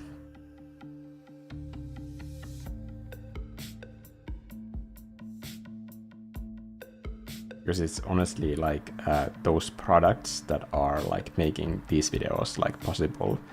Whenever I'm not working on client projects, it's because like the money from the products that I'm selling on Gumroad, like that is how I'm able to do my own art and like make videos about them. So they are really important.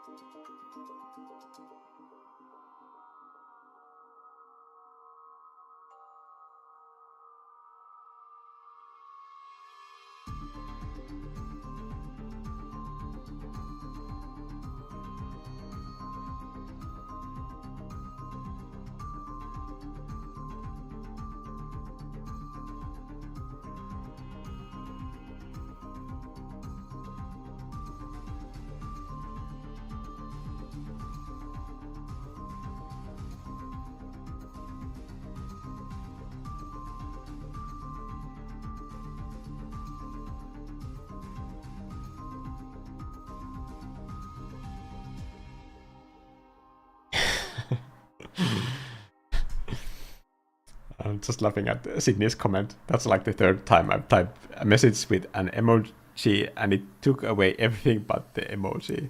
Yeah. I like the character-based emojis in some cases. Like for example, whenever I do like a smiley face, like I much prefer that like 2 dots and like parentheses sign over to like either like Apple or Android version of that. I don't know, there's something like not adding detail to it that like for me conveys the emotion more, because like everybody sees it in their own way. But when it's like Android's graphic designer who has decided what a smiley face looks like, that to me is just like, yeah, I mean like they're not bad, especially as an iPhone user, I much prefer the Android emojis, especially the pigeon head one. I think that's super cute. But I don't think in text-based chats like they should like always automatically replace. There should be some sort of like dialogue option that like, do you want to use just the text or the graphic emoji version of it?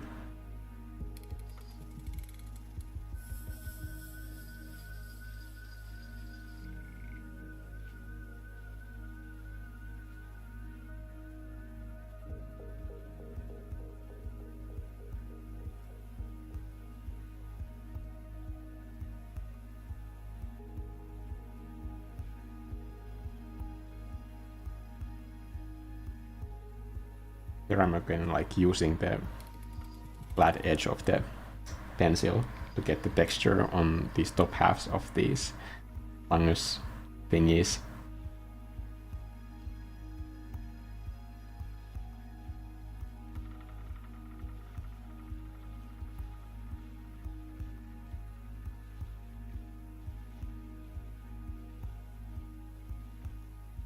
I think I'm gonna do a Gaussian blur of this and then place it at like a half opacity while keeping these rough brush strokes in behind there. I call that like a sharp blur, where you keep the brush strokes, but you just like lower their contrast by doing a Gaussian blur gradients over it to eat away some of that visual noise. But that happens like this. So that's the blur. I'm putting it at a low opacity, and then I'm lowering the opacity of this original layer. So the brush strokes are still there. You still have that like texture in, but now it's just lower contrast, and there's also this softness that comes from that Gaussian blur. So you can have it all.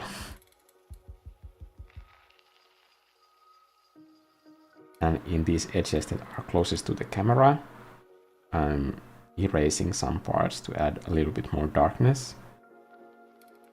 Because here I'm setting the texture and the rest of the edges are just going to be lower in contrast because they're not as important. The same thing that I was saying about foliage earlier in this stream.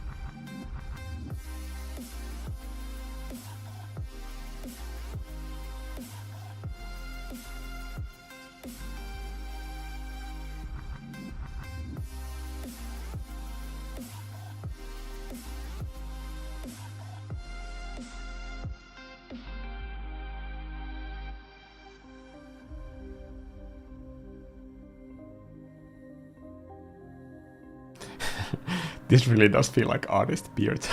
Yeah. I don't know, need alcohol with this. Like, honestly, like, I don't usually make art when I'm drinking. Just when I'm in a bar with, like, for a situation that I'm, like, not super, I don't know. Usually I don't paint in a bar. But I don't want to make like any like statements that like I never will, because I might want to, so.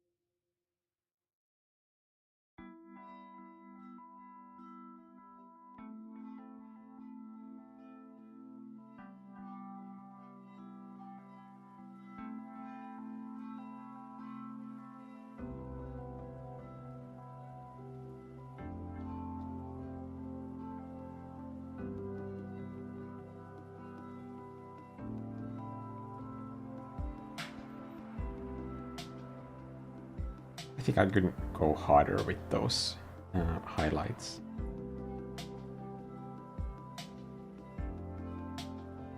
Whoop.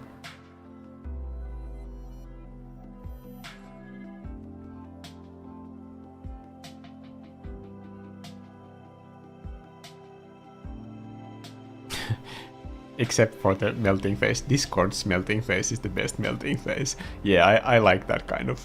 That is fun. This one expresses everything I feel inside. Yeah, that's pretty good too.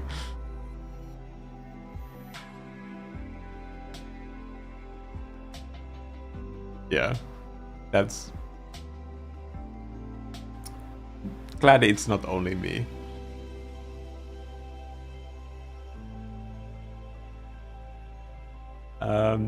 If you want to do a certain kind of art, I think the best way to start is to start small in like whatever capacity you can at the moment, and then over time increase the complexity.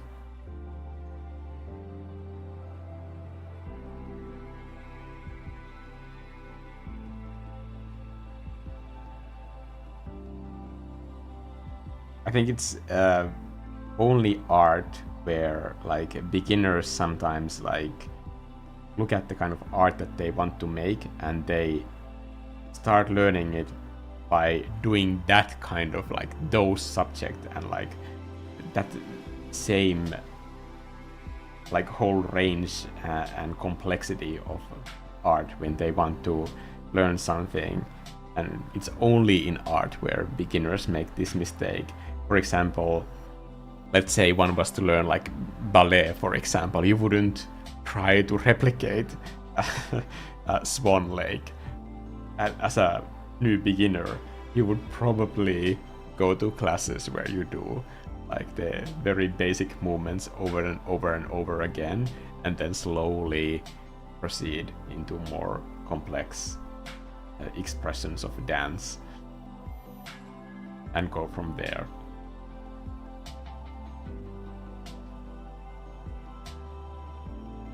Art is no different in that regard. That you should add complexity slowly, otherwise all the basics will be still holding you back if you don't take them seriously.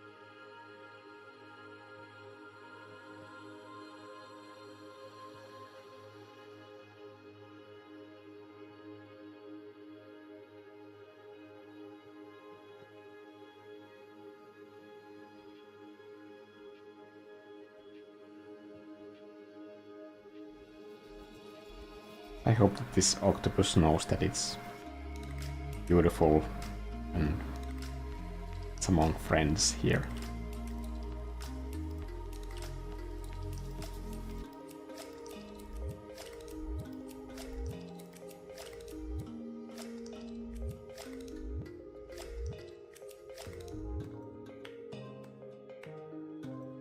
For some reason I really like it already.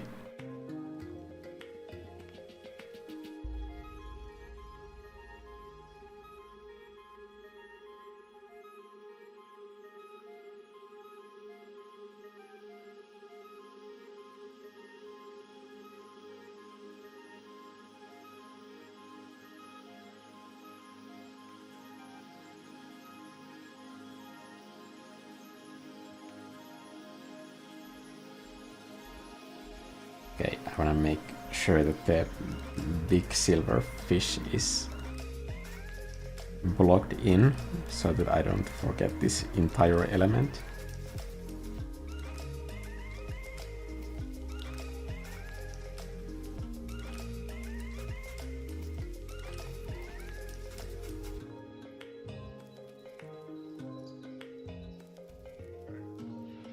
Thank you, Prism Morning. That's very kind of you.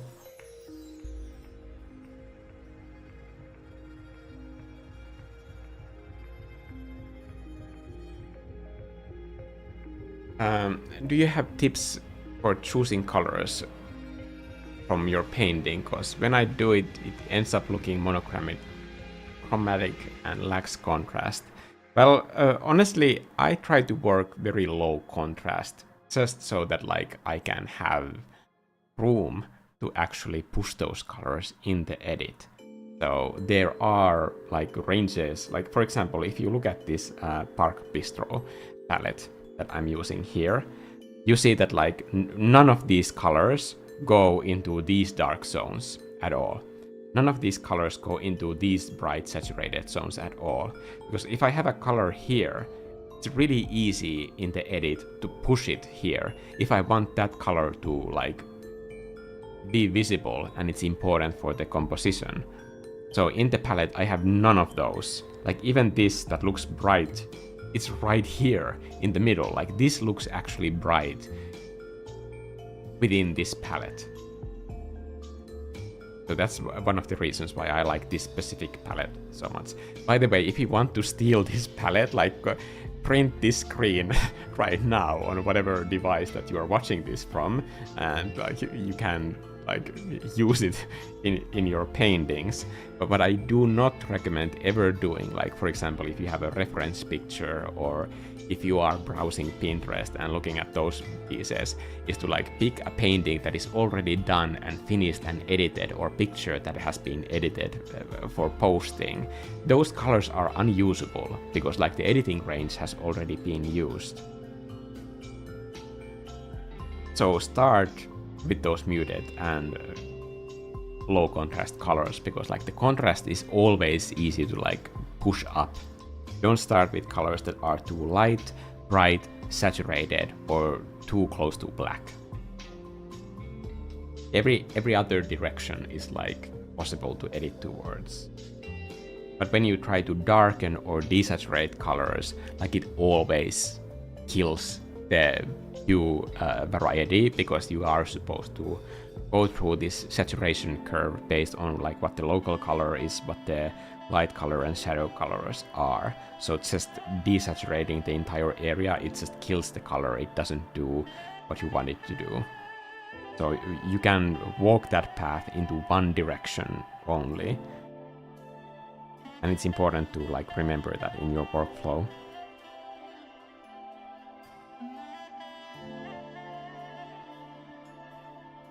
And if you're like too bored with your colors that they look like too desaturated and are lacking in colors, you can do like these sort of like stand-in effects that like when I'm gonna go into the edit, I am going to add things like these that are going to like push those colors to like that full saturation later in the end. Like these are basically at this point just like motivational motivational effects up here. that are gonna tell Mikko that like, no, it's not gonna look like this gray and desaturated in the end. There is going to be fun stuff later. But I don't commit those colors. I don't flatten them down over other colors. They are there just to guide the composition. Because now that I know that like those high saturation light colors are gonna be there, there's going to need to be like magnet colors here. Like if these two areas are the subject colors, I'm gonna need magnets that are gonna pull the attention around the canvas and introduce the rest of the painting to the viewer. Welcome, Vein Crossing, to the mob. There is a link to the Discord on some of the community posts. Just like browse through the recent ones and you will find it.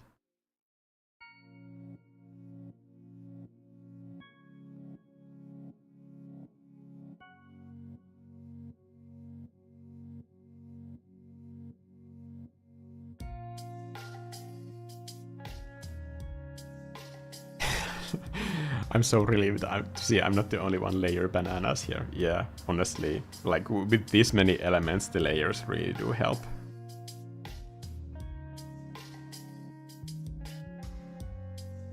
But I have to say that like layer management is not that difficult for me, but during live streams it's almost impossible, honestly. Trying to paint and talk at the same time, like the layer management is just like the first thing that gets like bulldozed under the truck of my low attention span.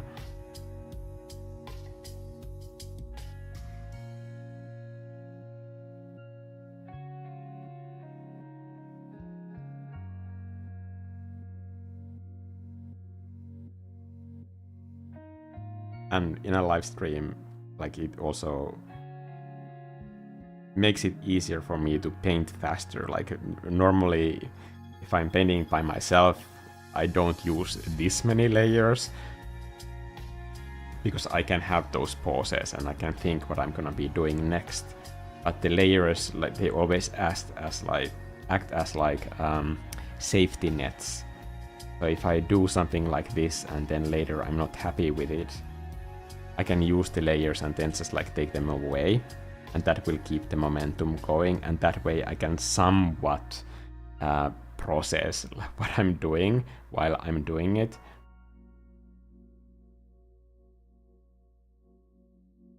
But like I said earlier, like you really should not paint and evaluate your painting at the same time. Those are two separate things, and these live streams are just like me trying to find a compromise between those two.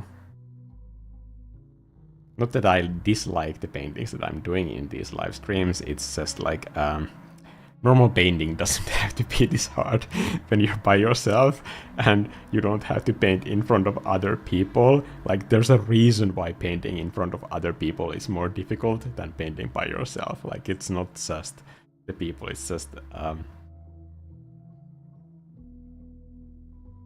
you need to process the information in your head. And of course, when you're painting in front of other people, it's almost impossible. I kind of like those colors and the bounce light warm glow from the underside.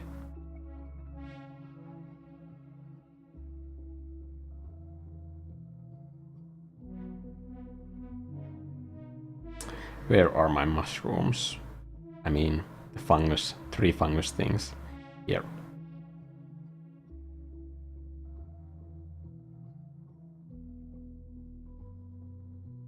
Oh, speaking of mushrooms, and yes, it's exactly what you think. Sometimes when I do these shorts, I'm using a phone app to do the captions, and like that phone app is so much better at doing the captions than Premiere one. But like with Premiere, you really need to pay attention to what the captions are. I mean, I think YouTube captions are like super excellent these days as well. They used to be all over the place, but I don't have to make that many adjustments later after I post a video these days. So I think the language understanding skills of Google systems, I think that's super great. But in Premiere, you really need to babysit every single word. And in a short, every single word can be its own like separate scene. So proofreading it is much more work as well. And I almost posted today's short in a way where I said,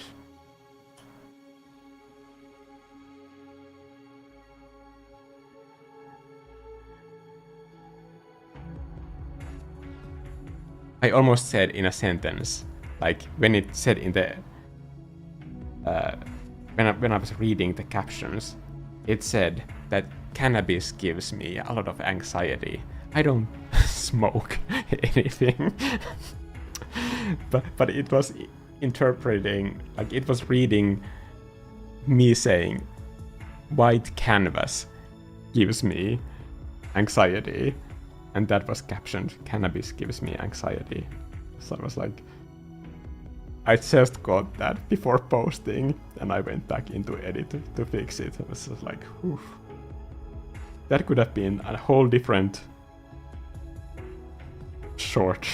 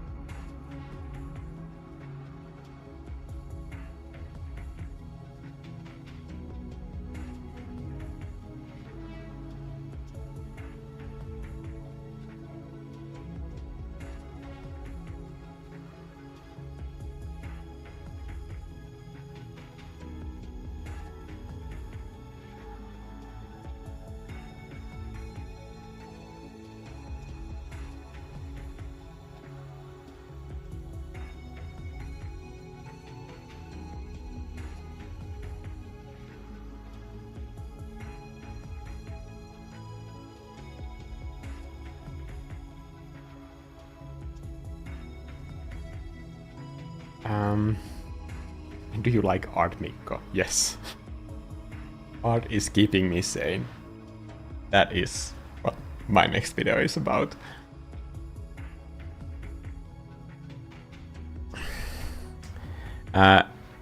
Vein Crossing is saying, where did you get the idea from your everyday drawing? It always unique and beautiful. Well, thank you, but are you asking where did I get the idea for every one of my drawings, or this drawing in particular? I think most ideas come from things that I have seen, things that I find inspiring, and things that I want to say. And I think art also performs this like function of like safety, like these safe places for my mind to rest. A lot of you have commented that the music sounds like soothing, but like that's the way that I feel about my art. Like, when I'm creating places like these, I want other people to see the kind of beauty that there is in nature.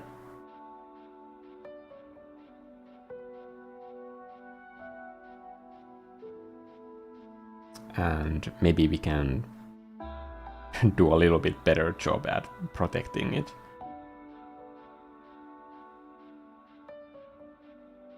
And also like see the benefits of nature, like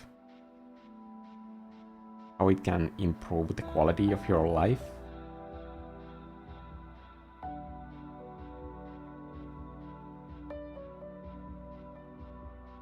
And when it comes to like these animal creatures, like even though they are kind of like childish depictions of them,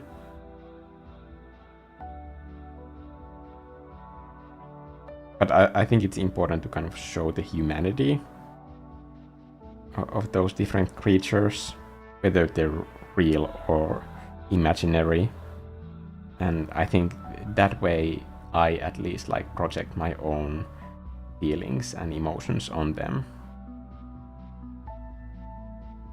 I mean, like clearly in this painting, like I'm the octopus. I'm sorry if I'm destroying the deep meaning behind all of this, but like this is like clearly a picture of me. Like I don't have to have the distance of time of like 5 years to like see what's happening here, but like this is clearly about me and my life. And knowing what I know, what has been happening in my work life recently, like obviously I need this painting. And I need this space. So for that reason, it's kind of like very easy for me to understand the symbolism of this piece. And also the bear one that the video will be about. That's like the other side of this coin, the darker one, unfortunately. But I think it's important to explore those emotions as well.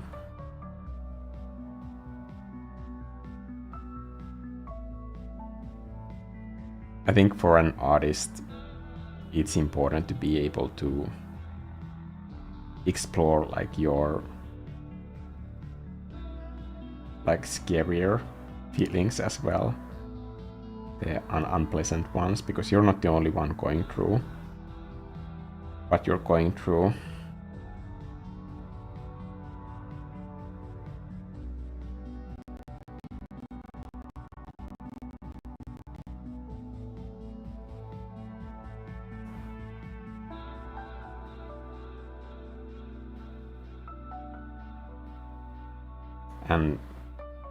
And when you process those emotions through art,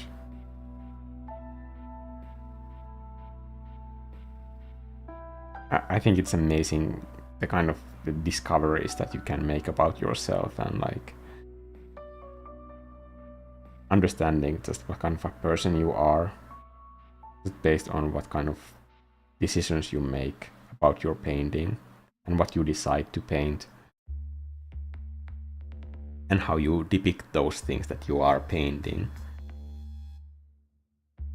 There's just like no way to fake that.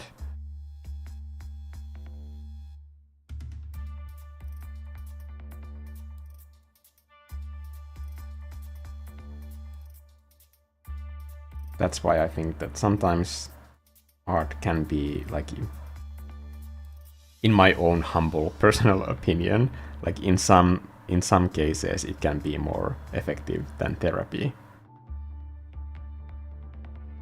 because depending on what kind of person you are, like a therapist is still a different person that you need to have like that certain like bond and trust with, and it's not possible for everybody to get there. But with your own art, like even if you're not even thinking about it, you subconsciously put things in your own art that are like these sort of like almost taboo things that you are saying about your true self. And you don't even notice yourself doing it. And you can like return to the same painting years after it has been done, and then you understand like, oh, I made this when these other things were going on in my life, and now of course I understand why I did it this way.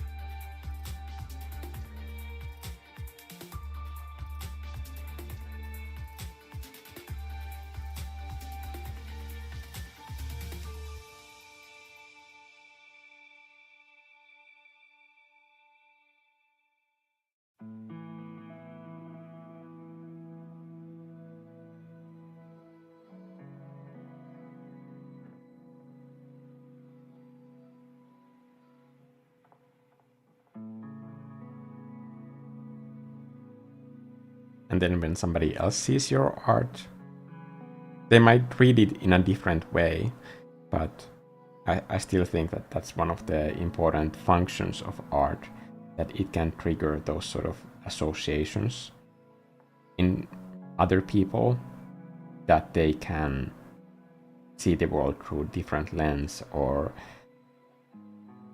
have words for things that they are feeling, or visuals for things that they are feeling.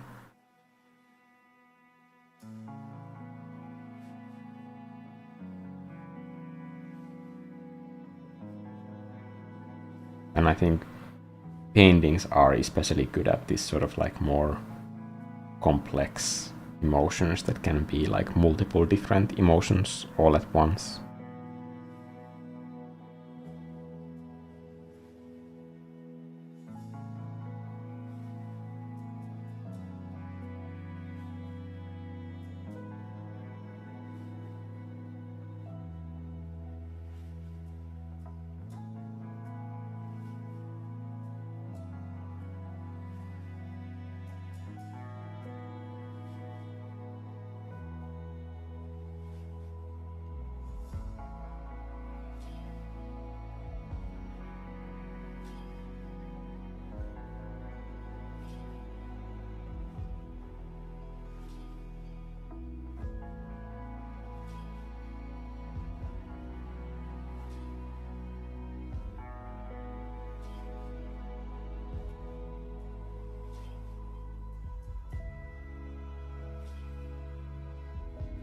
But for those reasons, I also think it's really important for me to just like listen to what the painting wants to say, because like you might not have all the answers. Like that way you can access that sort of like subconscious thinking that you intuitively know the way that it should be, what the painting wants. But like maybe at this point, me as a person, like I still don't have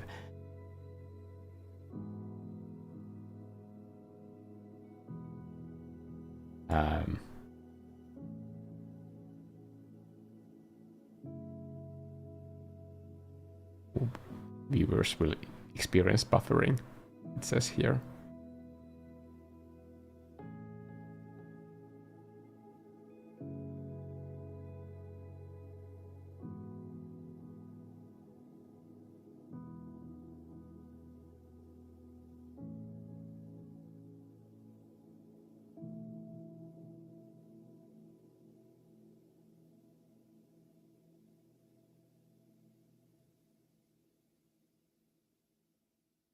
Wonder what I could do to improve the stream health. Maybe I should shut down like different Wi-Fi things.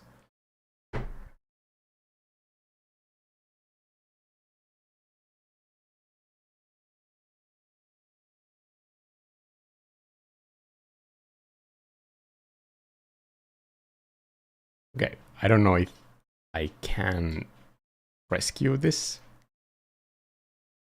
internet thing right now, but I think we are kind of close to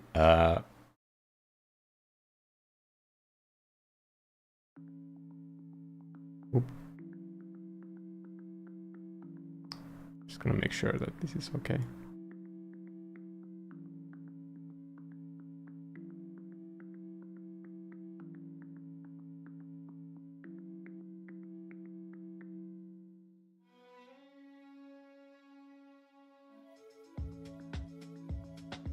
Okay.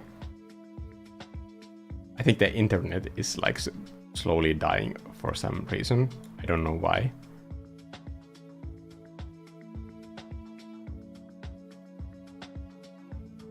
But I think at this point I should probably like end the stream, because we have all the main elements in the painting already. Oh. Check this. I'm gonna really quickly write in something for this in the chat.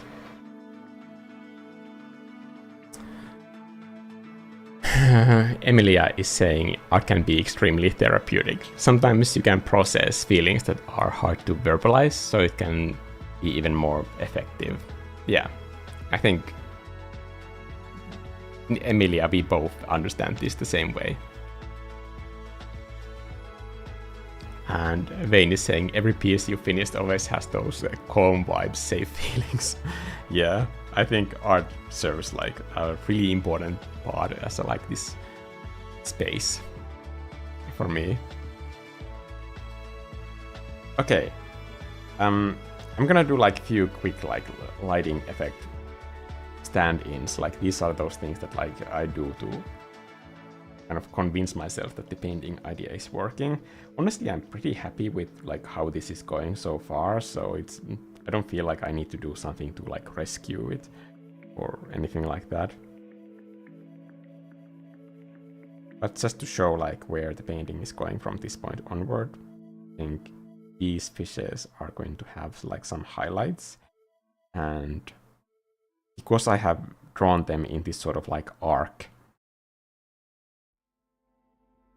I was thinking that like maybe I could use that shape as an opportunity for visual appeal, to have some sort of like a shiny part that like comes through the school of fish.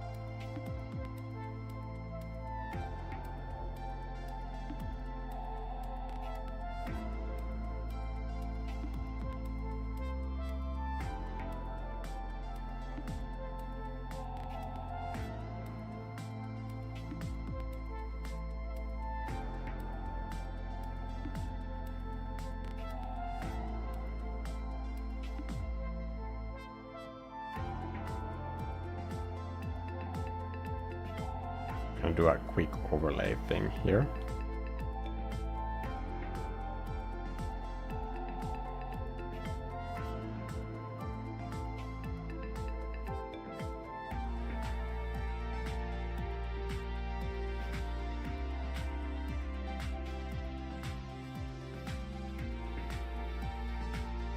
And that's the maximum amount of layers. No! I'm only getting started.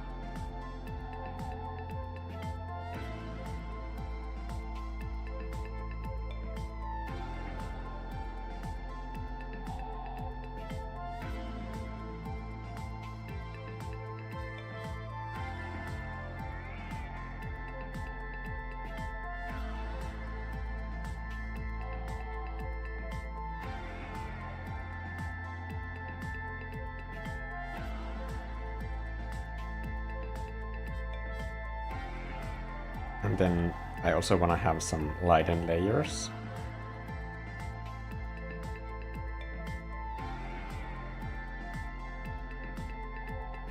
To eat away the contrast from areas where I don't need it.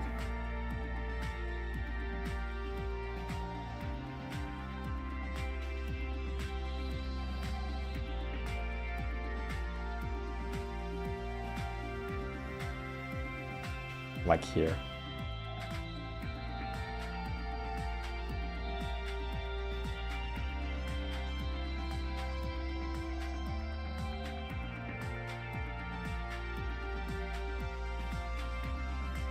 Lighten layer always looks terrible when you Gaussian blur it, so that's why I recommend blending it with actual brushstrokes. and not like this. Also, that edge has like way too much contrast, so I'm doing that there as well. Okay. And then final thing is to do like everything with more precision, because with line art you can fake so much of volume that eventually I'm gonna make the painting work without it. And that's the live stream. That's under 3 hours, but I think we got a painting done. Like I said, like these live streams don't really grow the channel, but I think it's always super nice to be able to talk with you guys. Thank you, Other Knives. I'm looking forward to seeing your painting. So after so long being here and being alive, I just want to say that it's really nice to like see you guys in these sessions, and I want to keep doing these live streams. Like, I don't care what YouTube statistics say, these are just like too much fun for me, and I think they're a great way to see that like people that are following this channel are real people and not just numbers. And I don't know, it's the reason why I do this. I do this to like connect with you guys and not like that's the reason basically. I could be doing art on my own anyway. It's you guys that make this channel worth working for. Okay, the end of my live streams are always this rambly, so this is in no way special. But I'm gonna go now and try to sleep a little bit. I'm like super happy about like doing this painting. I'm looking forward to getting back to that. I think I can treat this as like my treat between working on those art course materials and then like slowly finish it that way. Thank you everybody for joining the line art stream and joining this other stream as well. I know that some of you have been in both live streams, and I'll see you guys in the next video. Go and do something creative. It doesn't have to be a painting. Like, just have a creative hobby. Something that doesn't make you money, but it's just like fun to do. Like, even if you're an artist, have something creative that is not painting. Something that is just fun. This has just been fun for me. Okay. I guess it's art. Okay. Bye.